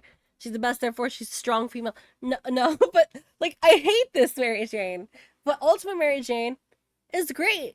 Ultimate Mary Jane is really good. And, like... like, you have this Mary Jane who has powers, and she's got her own run, and she's fighting people. Also, she becomes Venom. She's the current Venom. Rather, Venom is the current Venom, and they're bond together in order to stop each other from death. It's weird. Can we agree that Sam Raimi MJ is trash? She is. But we have Ultimate Mary Jane. She had to live with a fake version of her husband for like a month, and she's been kind of on the run and doing stuff, and now she's back. And she punches out Mysterio and dumps Mysterio into a, she dumped Mysterio in a bathroom and leaves. That's great. She's written very consistently. She's written great. The moments we get with her, she's amazing. You can't hate her. She's all very understandable. Every single gripe she has is understandable. She's great. But this... Also all this, and she has no superpower. She has no superpowers, and now it's like everyone has to have superpowers and super. Oh my god! And yet MJ, the person with no powers, no anything like that, still manages to make more money than him. She's the one putting bread on the table. She's the one who stops him from going too far, who sorts him out and provides wisdom that Peter, for all his brains and brawn, can't figure out himself. And so when Peter was freed from evilness and Paul walked away and MJ fashioned herself a superhero costume, I couldn't help but feel a little let down. See, when issue 21 first came out, I made the foolish mistake of being optimistic. I wanted Paul to go away so badly, I was willing to consider that maybe Marvel was onto something here. Maybe if I quit complaining and let them do their thing, then it would all be worth it. There would be a satisfying payoff. When I caught on to what they were doing with MJ, having her act out of character. The current Venom at the time of this going on was Eddie's son, Dylan, and that's pretty good. He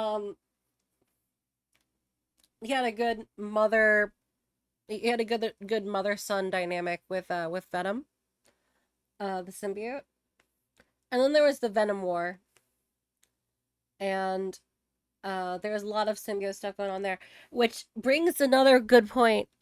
Is while all this is going on, while all this Paul, Mary Jane shit was going on, Venom War is happening, and they bring the Venom suit to try to starve itself. It was going to starve himself to death in Peter's closet. And just kind of waste away. And then Peter finds Venom and talks it out. And it is a breath of fresh air. It is only correctly written Spider-Man, because I think you gotta remember, I'm pretty sure the Venom writers love Spider-Man more than the Spider-Man editorial does. The the writers for Venom and for Guardian of the Galaxy, apparently, and I guess also X-Men, understand and like Spider-Man more more than Spider-Man's editorial does. Um On purpose. Yeah. Okay, shit, I see what you're doing here. If only I'd seen this sooner. When all the reveals then fell flat for me, when Paul kept sticking around and MJ kept being weird, I still clung to this hope. I thought next time they're gonna resolve this. This is all part of the plan. And in the end, when instead of disappearing, Paul became a permanent member of the supporting cast, and instead of MJ returning to her usual self, she actually doubled down and became something which went against what made her character so special to me in the first place, I was like, oh, I guess I was just looking way too much into this. Yes, the purpose of MJ's mischaracterization was to alienate Peter, to make us feel the same way he did. But after that purpose was served into this. Yes, the purpose of Peter's MJ's mischaracterization pain was is to my alienate Peter, to make us feel gain. the same Oh way my he did. But after god. that purpose was served, Marvel didn't need to change things back. In fact, it was in their best interest to stay where they were. They had MJ right where they wanted her, away from Peter. Spider-Man was once again lonely and miserable, or as they like to call it, relatable. Why would they want to change that? Sure, people were pissed, but it wasn't hurting their sales. People were talking about it. This was great. And yeah, I know we should have got over it by now. MJ isn't the only aspect of Spider-Man. But as I said before, this wasn't just to do with the relationship itself. For Peter and MJ fans, them being together represented a return to the good old days. It was a victory over this interference which took away the Spider-Man we once had. And I think this whole arc reminded them that the good old days aren't coming back. That you can't really win against this unstoppable interference, this hand of God that makes the thing in the first place. This is just it now, going forward. Paul and MJ. Peter and himself. Man, this kinda sucks.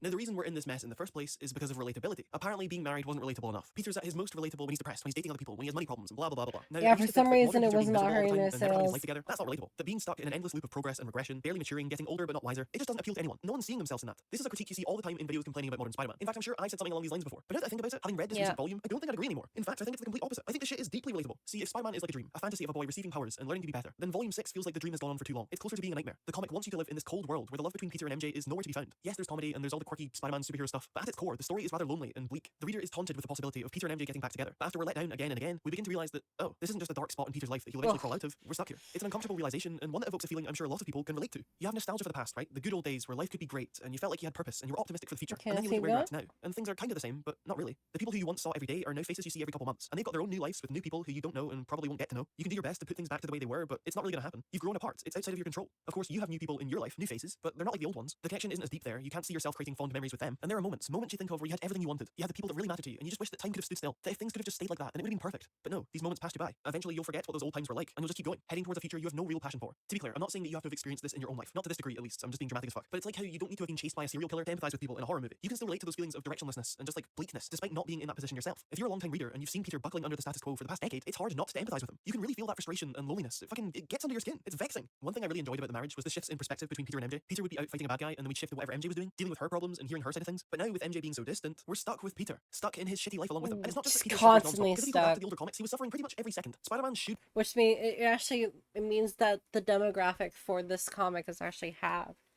because you don't really get both sides of what this relationship would be like. It's very one-sided, and you don't need to have someone for Peter to bounce off of at all times. But it helps. It really helps. It keeps things refreshing, and it also helps to make it so, like the point of Spider-Man is that anyone, any man, woman, child, adult, anyone could be like alien. We have Nightcrawler as a Spider-Man at this point. Anyone can be Spider-Man. But when that's the whole point. That's why we love Miles. That's why we love Miles. That's why we love, honestly, superior Spider-Man. So we loved Otto as even superior Octopus. It's why we love Mayday. It's why we love Ben when he's not running like shit. It's why we love Kane. It's why we love Silk. She can start calling him Spider, so whatever. It's why we love Spider-Man. It's why we love the character. Anyone could be that in the mask, but when you focus on this like misery, when you hard focus on these things to nth degree and cut off any real relationship this person can have, there's no way. There's no way. It's not relatable anymore. and then you cut off the grounding thing. Like, a woman could be Spider-Man, and that could be her partner doing things, or a man Spider-Man, that's his partner doing things, or you exist as the partner and you have to think about what's it like to have Spider-Man as your partner. Everyone wants to be Spider-Man but not Peter Parker. Sure, but the thing is we know you don't really want to be Spider-Man. We know you don't actually want to be Spider-Man. Miles is going through it. Silk went through it. Pete's going through it. Ben went through it. Kane went through it. Otto went through it. Now even Norman's going through it. Eddie went through it as Lethal Protector. He went through it. Venom went through it. Venom was Spider-Man. You know? It's...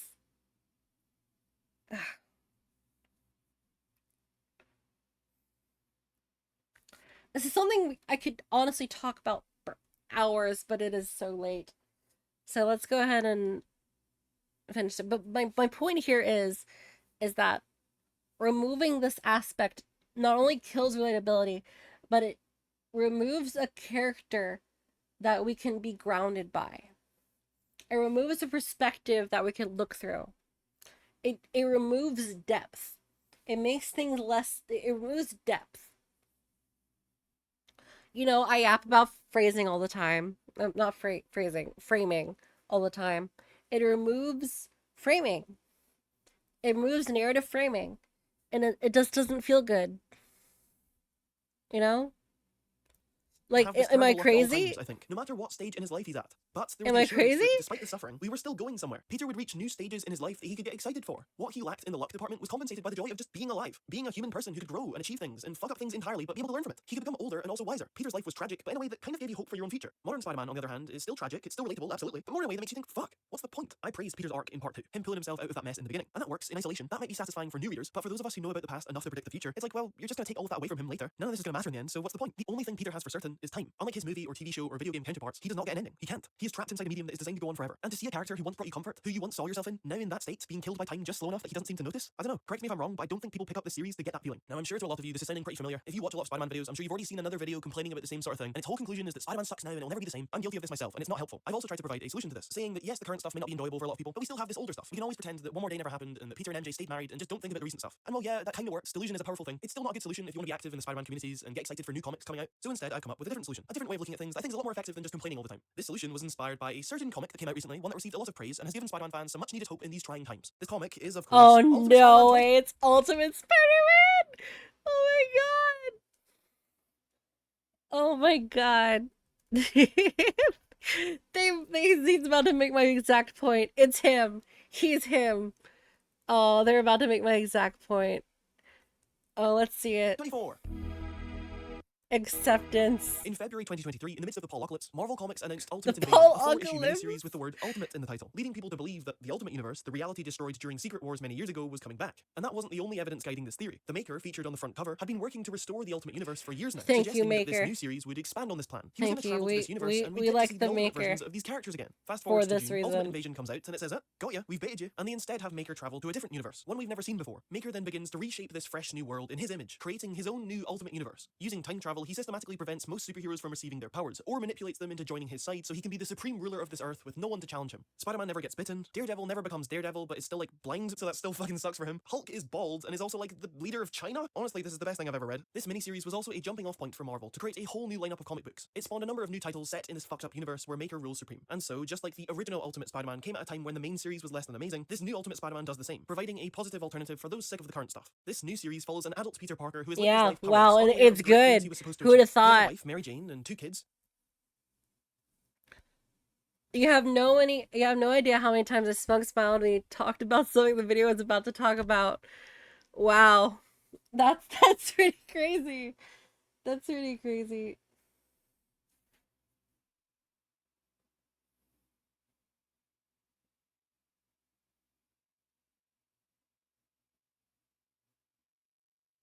Is there anything you were hoping that I would have discussed? Because we're getting till the tail end here. We're getting quite close to the tail end. He's got a decent job, a decent life, all things considered, but there's something missing. He can't shake the feeling that he was meant to be different, and as he soon discovers in the first issue, his suspicions are absolutely true. This comic gives people what they've been asking for, but in a way that feels both familiar and completely brand new at the same time. Combine that with the competence of a creative team who are all bringing their A game, and it's good. It's really good. It is insanely... Oh, so good. And the art is fantastic. The art is really good too. Even the weakest issue of this Ultimate Spider-Man run has been amazing. You know I like Mysterio. Everyone here knows I like Mysterio. And oh my lord, do I love Ultimate Mysterio. It's so cool. I mainly want a Spider-Man friend that's read and follows stories. Insight on the video, see if it's true. Oh. gratifying to experience this world. A world without Paul, without this interference. A timeline where Peter was allowed to grow up and keep maturing. It's just nice to see this family together, instead of having this third party come between them for no reason. For this version of Peter and MJ, communication comes first. Unlike their mainstream counterparts, they talk about their problems, they understand each other, and if there is some information that one of them's withholding, it won't be a secret for much longer. They trust each other. And while the main universe may be depressing, and its sense of directionlessness can rub off on the reader, Ultimate is like the antidote for that. The ending of issue 1 says that it doesn't matter if you've lost your passion, or you feel like you have no purpose, or you're just letting life pass you by. It doesn't matter if you felt like that for 20 years. At any time you can make the change. You don't have to accept things for the way they are. You can always strive for more. It might take a lot of courage. You might have to let some things go and accept that the future will be uncertain from now on, but it's all up to you. It's never too late. And that moment when Tony Stark appears with the spider and lets Peter know of what he's been missing, when he tells him what he was meant to accomplish and then says that all of that was taken from you. These people stole your future, robbed you of your destiny. Do you want it back? Chills! Fuck! If that doesn't make you want to go out and improve your own life, then I don't know what will. It was hard to imagine something like this a decade ago, because back then, a reliable alternative to the main series didn't really exist. Sure, you had Spider-Girl, an alternate reality in which Peter Oh and MJ's my daughter god, there he's talking. Oh my god. Okay. Holy shit. Here we go. a reliable alternative to the main series He's didn't talking really about the exist. thing I was Sure, talking you had about. I'm such a dork. Oh my god. Oh. Spider-Girl, an alternate reality in which Peter and MJ's daughter from the 90s grew up and got powers of her own, but that was soon cancelled after One More Day. Then of course you had Renew Your Vows. Bro, I forgot that was cancelled after One More Day. Dude. Also I love that her costume is inspired by Ben. I love that her costume is inspired by Ben Riley. It's really cool. Which I do really appreciate, but it was a tie-in to the Secret Wars event, and so it wasn't clear that it would continue outside of those 5 limited issues. If you were the type of reader who wanted to see the continuation of Peter's journey from before One More Day, there were no consistent stories for you. You had to hope that maybe another limited series would come along in a few years, and that was it. Over the past decade, though, Marvel has gotten better at listening, and the gap between these types of stories has gotten shorter. We got the sequel to Renew Your Vows at the end of 2016, which was a whole 23 issues this time. We got Life Story in 2019, exploring what would have happened if Peter... Oh my god! There we go! All the stuff I've been bringing up! Grew up in real time and had children and actually got an ending to his story. Then there was Spider-Man The Lost Hunt in 2022, which took place before One More Day. And now, with the success of Ultimate Spider-Man... Oh, hey, there's one I missed. There is one I missed. And Peter B. Parker in Spider-Verse, I think it's safe to say that there will always be a place for these kinds of stories in Marvel's lineup. If Ultimate Spider-Man had come out 10 years ago, you would have thought, oh, this is nice, but once it's done, that'll be it, and we'll be stuck with the main series again. But now, there's a certain confidence that even if Ultimate does end, you probably won't have to wait long until another series comes out. Another universe where Peter and MJ are together, another story set before One More Day. This desire for a world without Paul will almost certainly be satisfied. Now that Ultimate's been out for a while, there's an acceptance, I think, in the Spider-Man community. One More Day will never be undone. The main universe will continue to be erratic and miserable and so on, but we'll always have this other stuff. Marvel is compromising here and saying, okay, we're gonna keep doing what we want over here, but we've heard your complaints, so here you go. Are you happy now? And yeah, I'm pretty happy. I'm no longer wasting my frustration on the main series. I can look in every so often and see that, oh, they're giving Paul more backstory, or they're having Peter try some of Paul's iconic chicken korma, and while once upon a time I would have treated this like a knife in my back, or spent ages theorizing about how Paul is secretly Mephisto, I'm now like, it's not that deep. It's actually kind of funny watching it all unfold, wondering what crazy idea they're gonna think of next. Us Spider-Man fans, we don't really need to see Paul suffer anymore. This collective rage towards his character and what he represents, it's gotten kind of old. It no longer controls us. Well, I'll speak for myself, but I do think that it's a really time to be a Spider-Man fan, and for the first time since the start of Spencer's run, This video is old, isn't it? Wait, I'm not done. Okay, I was reading The Ultimates, right? The Ultimate Universe's version of The Avengers by Dennis Camp and Juan Frigeri. It's really good so far, I'd really recommend it, but it establishes something that I just can't stop thinking about. Tony Stark, right? The Tony of this universe, has learned what the Maker did and is on a mission to put things right, to make it so that the Earth regains its heroes. His plan involves acquiring the thing that gave someone their superpowers and sending it to them along with a great big speech about how being a superhero is awesome and you should totally do it. And that's all I thought it was originally. He gives them a package with powers and a speech and that's it. He just hopes for the best. But then Ultimate shows us that in the case of Hank Pym, Tony actually sent him the Maker's files as well, showing him what would have happened had the Maker not stepped in and changed everything. We also see at another point in the story that that these files contain the history of Earth 616. Hank gets to see who he is in the main comics universe and all the things that were supposed to happen to him. Now, we only know for sure that Tony did this with Hank, but he could easily have done this with other heroes. I mean, why would he just do it with one of them, right? It's likely that he sent these files out to the rest of them, too. Does this then mean that immediately after Tony gave that inspiring speech to Peter about his destiny, you know, that really hype monologue about taking back your future and doing the right thing, did he then immediately follow it up with this image? Like, there is a non-zero chance that Ultimate Peter knows about Paul and knows about all the things that led to that. And still, he chose to be Spider-Man, despite knowing all of the horrors it could bring him. I know Spider-Man's meant to be a selfless guy, but fucking hell, that's a true sacrifice right there. Alright, I'll see you next time in like 2 weeks, because I'm actually gonna start posting videos regularly now. What, you thought I was gone for 6 months just working on this one video? You thought I spent all this time on this shit? I've got more videos in the bank now than Paul has appearances in Marvel Comics. 2024 is gonna be my year. I'll see you soon. God, he has as many appearances. Oh my god, he's got that many appearances. Okay, I'm going to check something. Made earlier this year. Let's check. Let's check the time frame this was made. No, I'm gonna check the. There we go. There's our old screen change back. All right, this was made 1 year ago, October of 2024. So this is 1 year old. This is actually 1 year old. Do we have any more? We're just doing a check. We're done for the night. We're just doing a check real quick.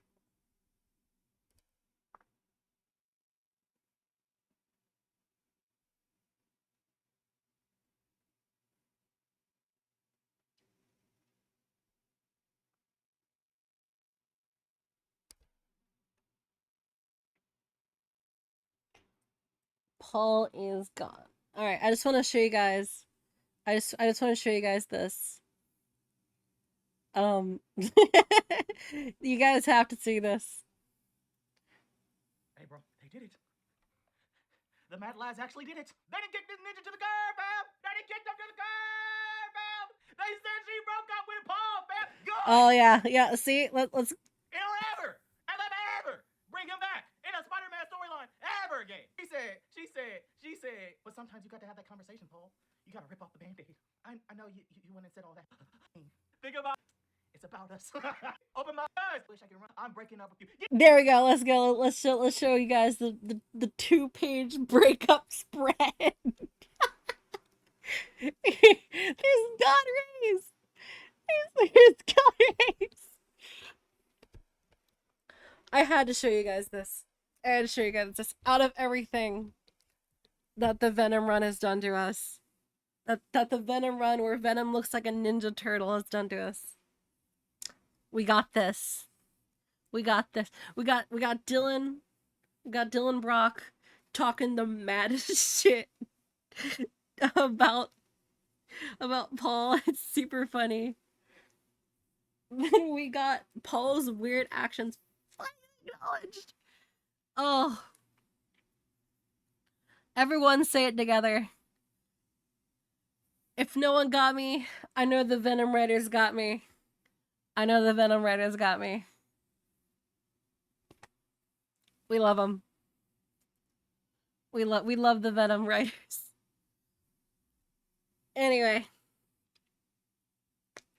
Next time you guys should probably ask me about what I think about Eddie Brock's Carnage. No one got me. I know the Venom writers got me.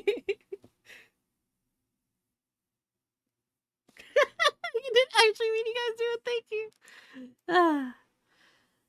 Oh. Because we got a new issue of Eddie Brock Carnage coming out quite soon. I know Eternal's been looking at that very depressingly. Oh, another thing. Hold on. I do have one more thing. Oh my gosh.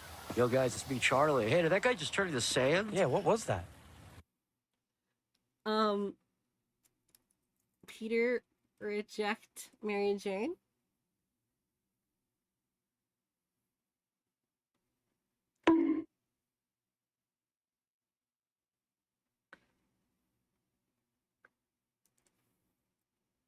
Hold on. So we actually now know that this was We actually know that this is not Peter. This is Ben Riley. And everything is breaking right now.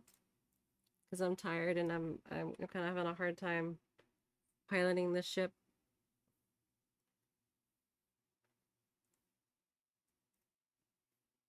Let's see, where is your perfect word trailer? Where is it?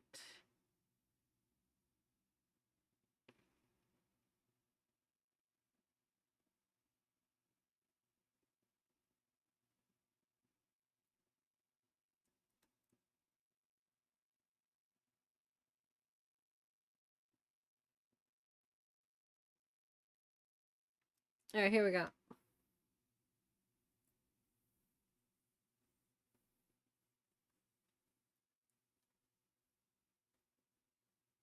So here we have Mary Jane trying to get back with whoever she thinks is Peter.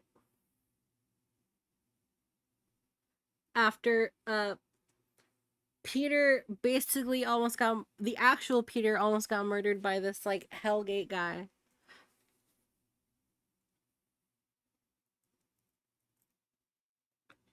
And so here we go. We literally have MJ and whatever she's done to Venom, both trying to get back together with Peter. But that's not Peter. That's Ben.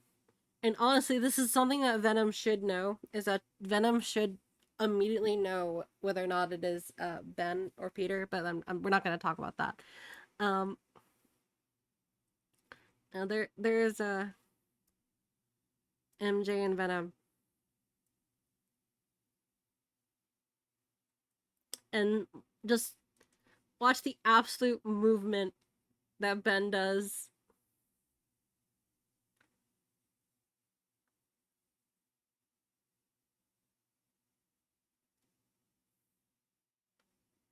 Amazing. Amazing. We gotta love him. We gotta love him.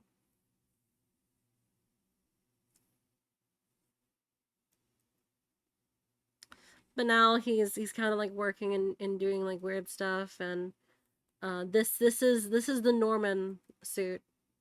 This is Norman Osborn's suit. This is what we were talking about before. Everybody thought he was Kane for like a month. Didn't turn out to be the case because he's like using more brutal methods and shit.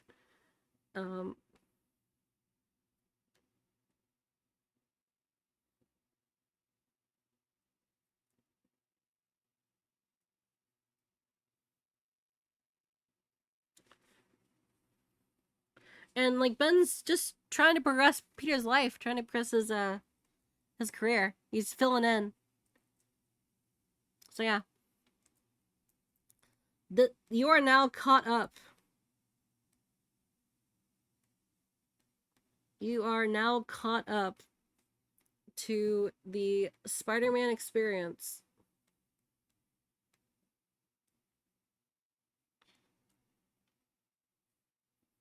As I said, real Peter's in space right now. He's on his Namek arc. He's training with King Kai to get stronger to come fight Hellgate. So yeah.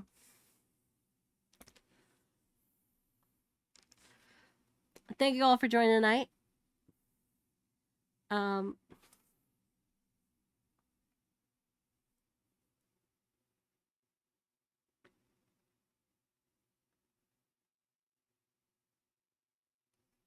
And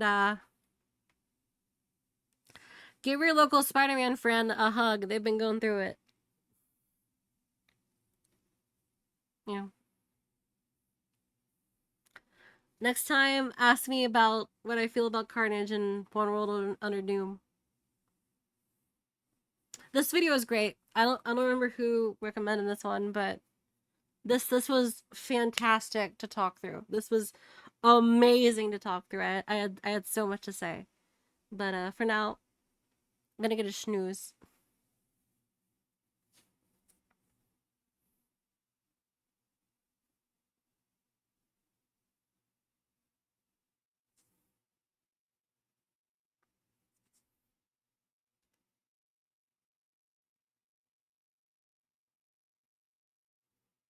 Good night, everybody.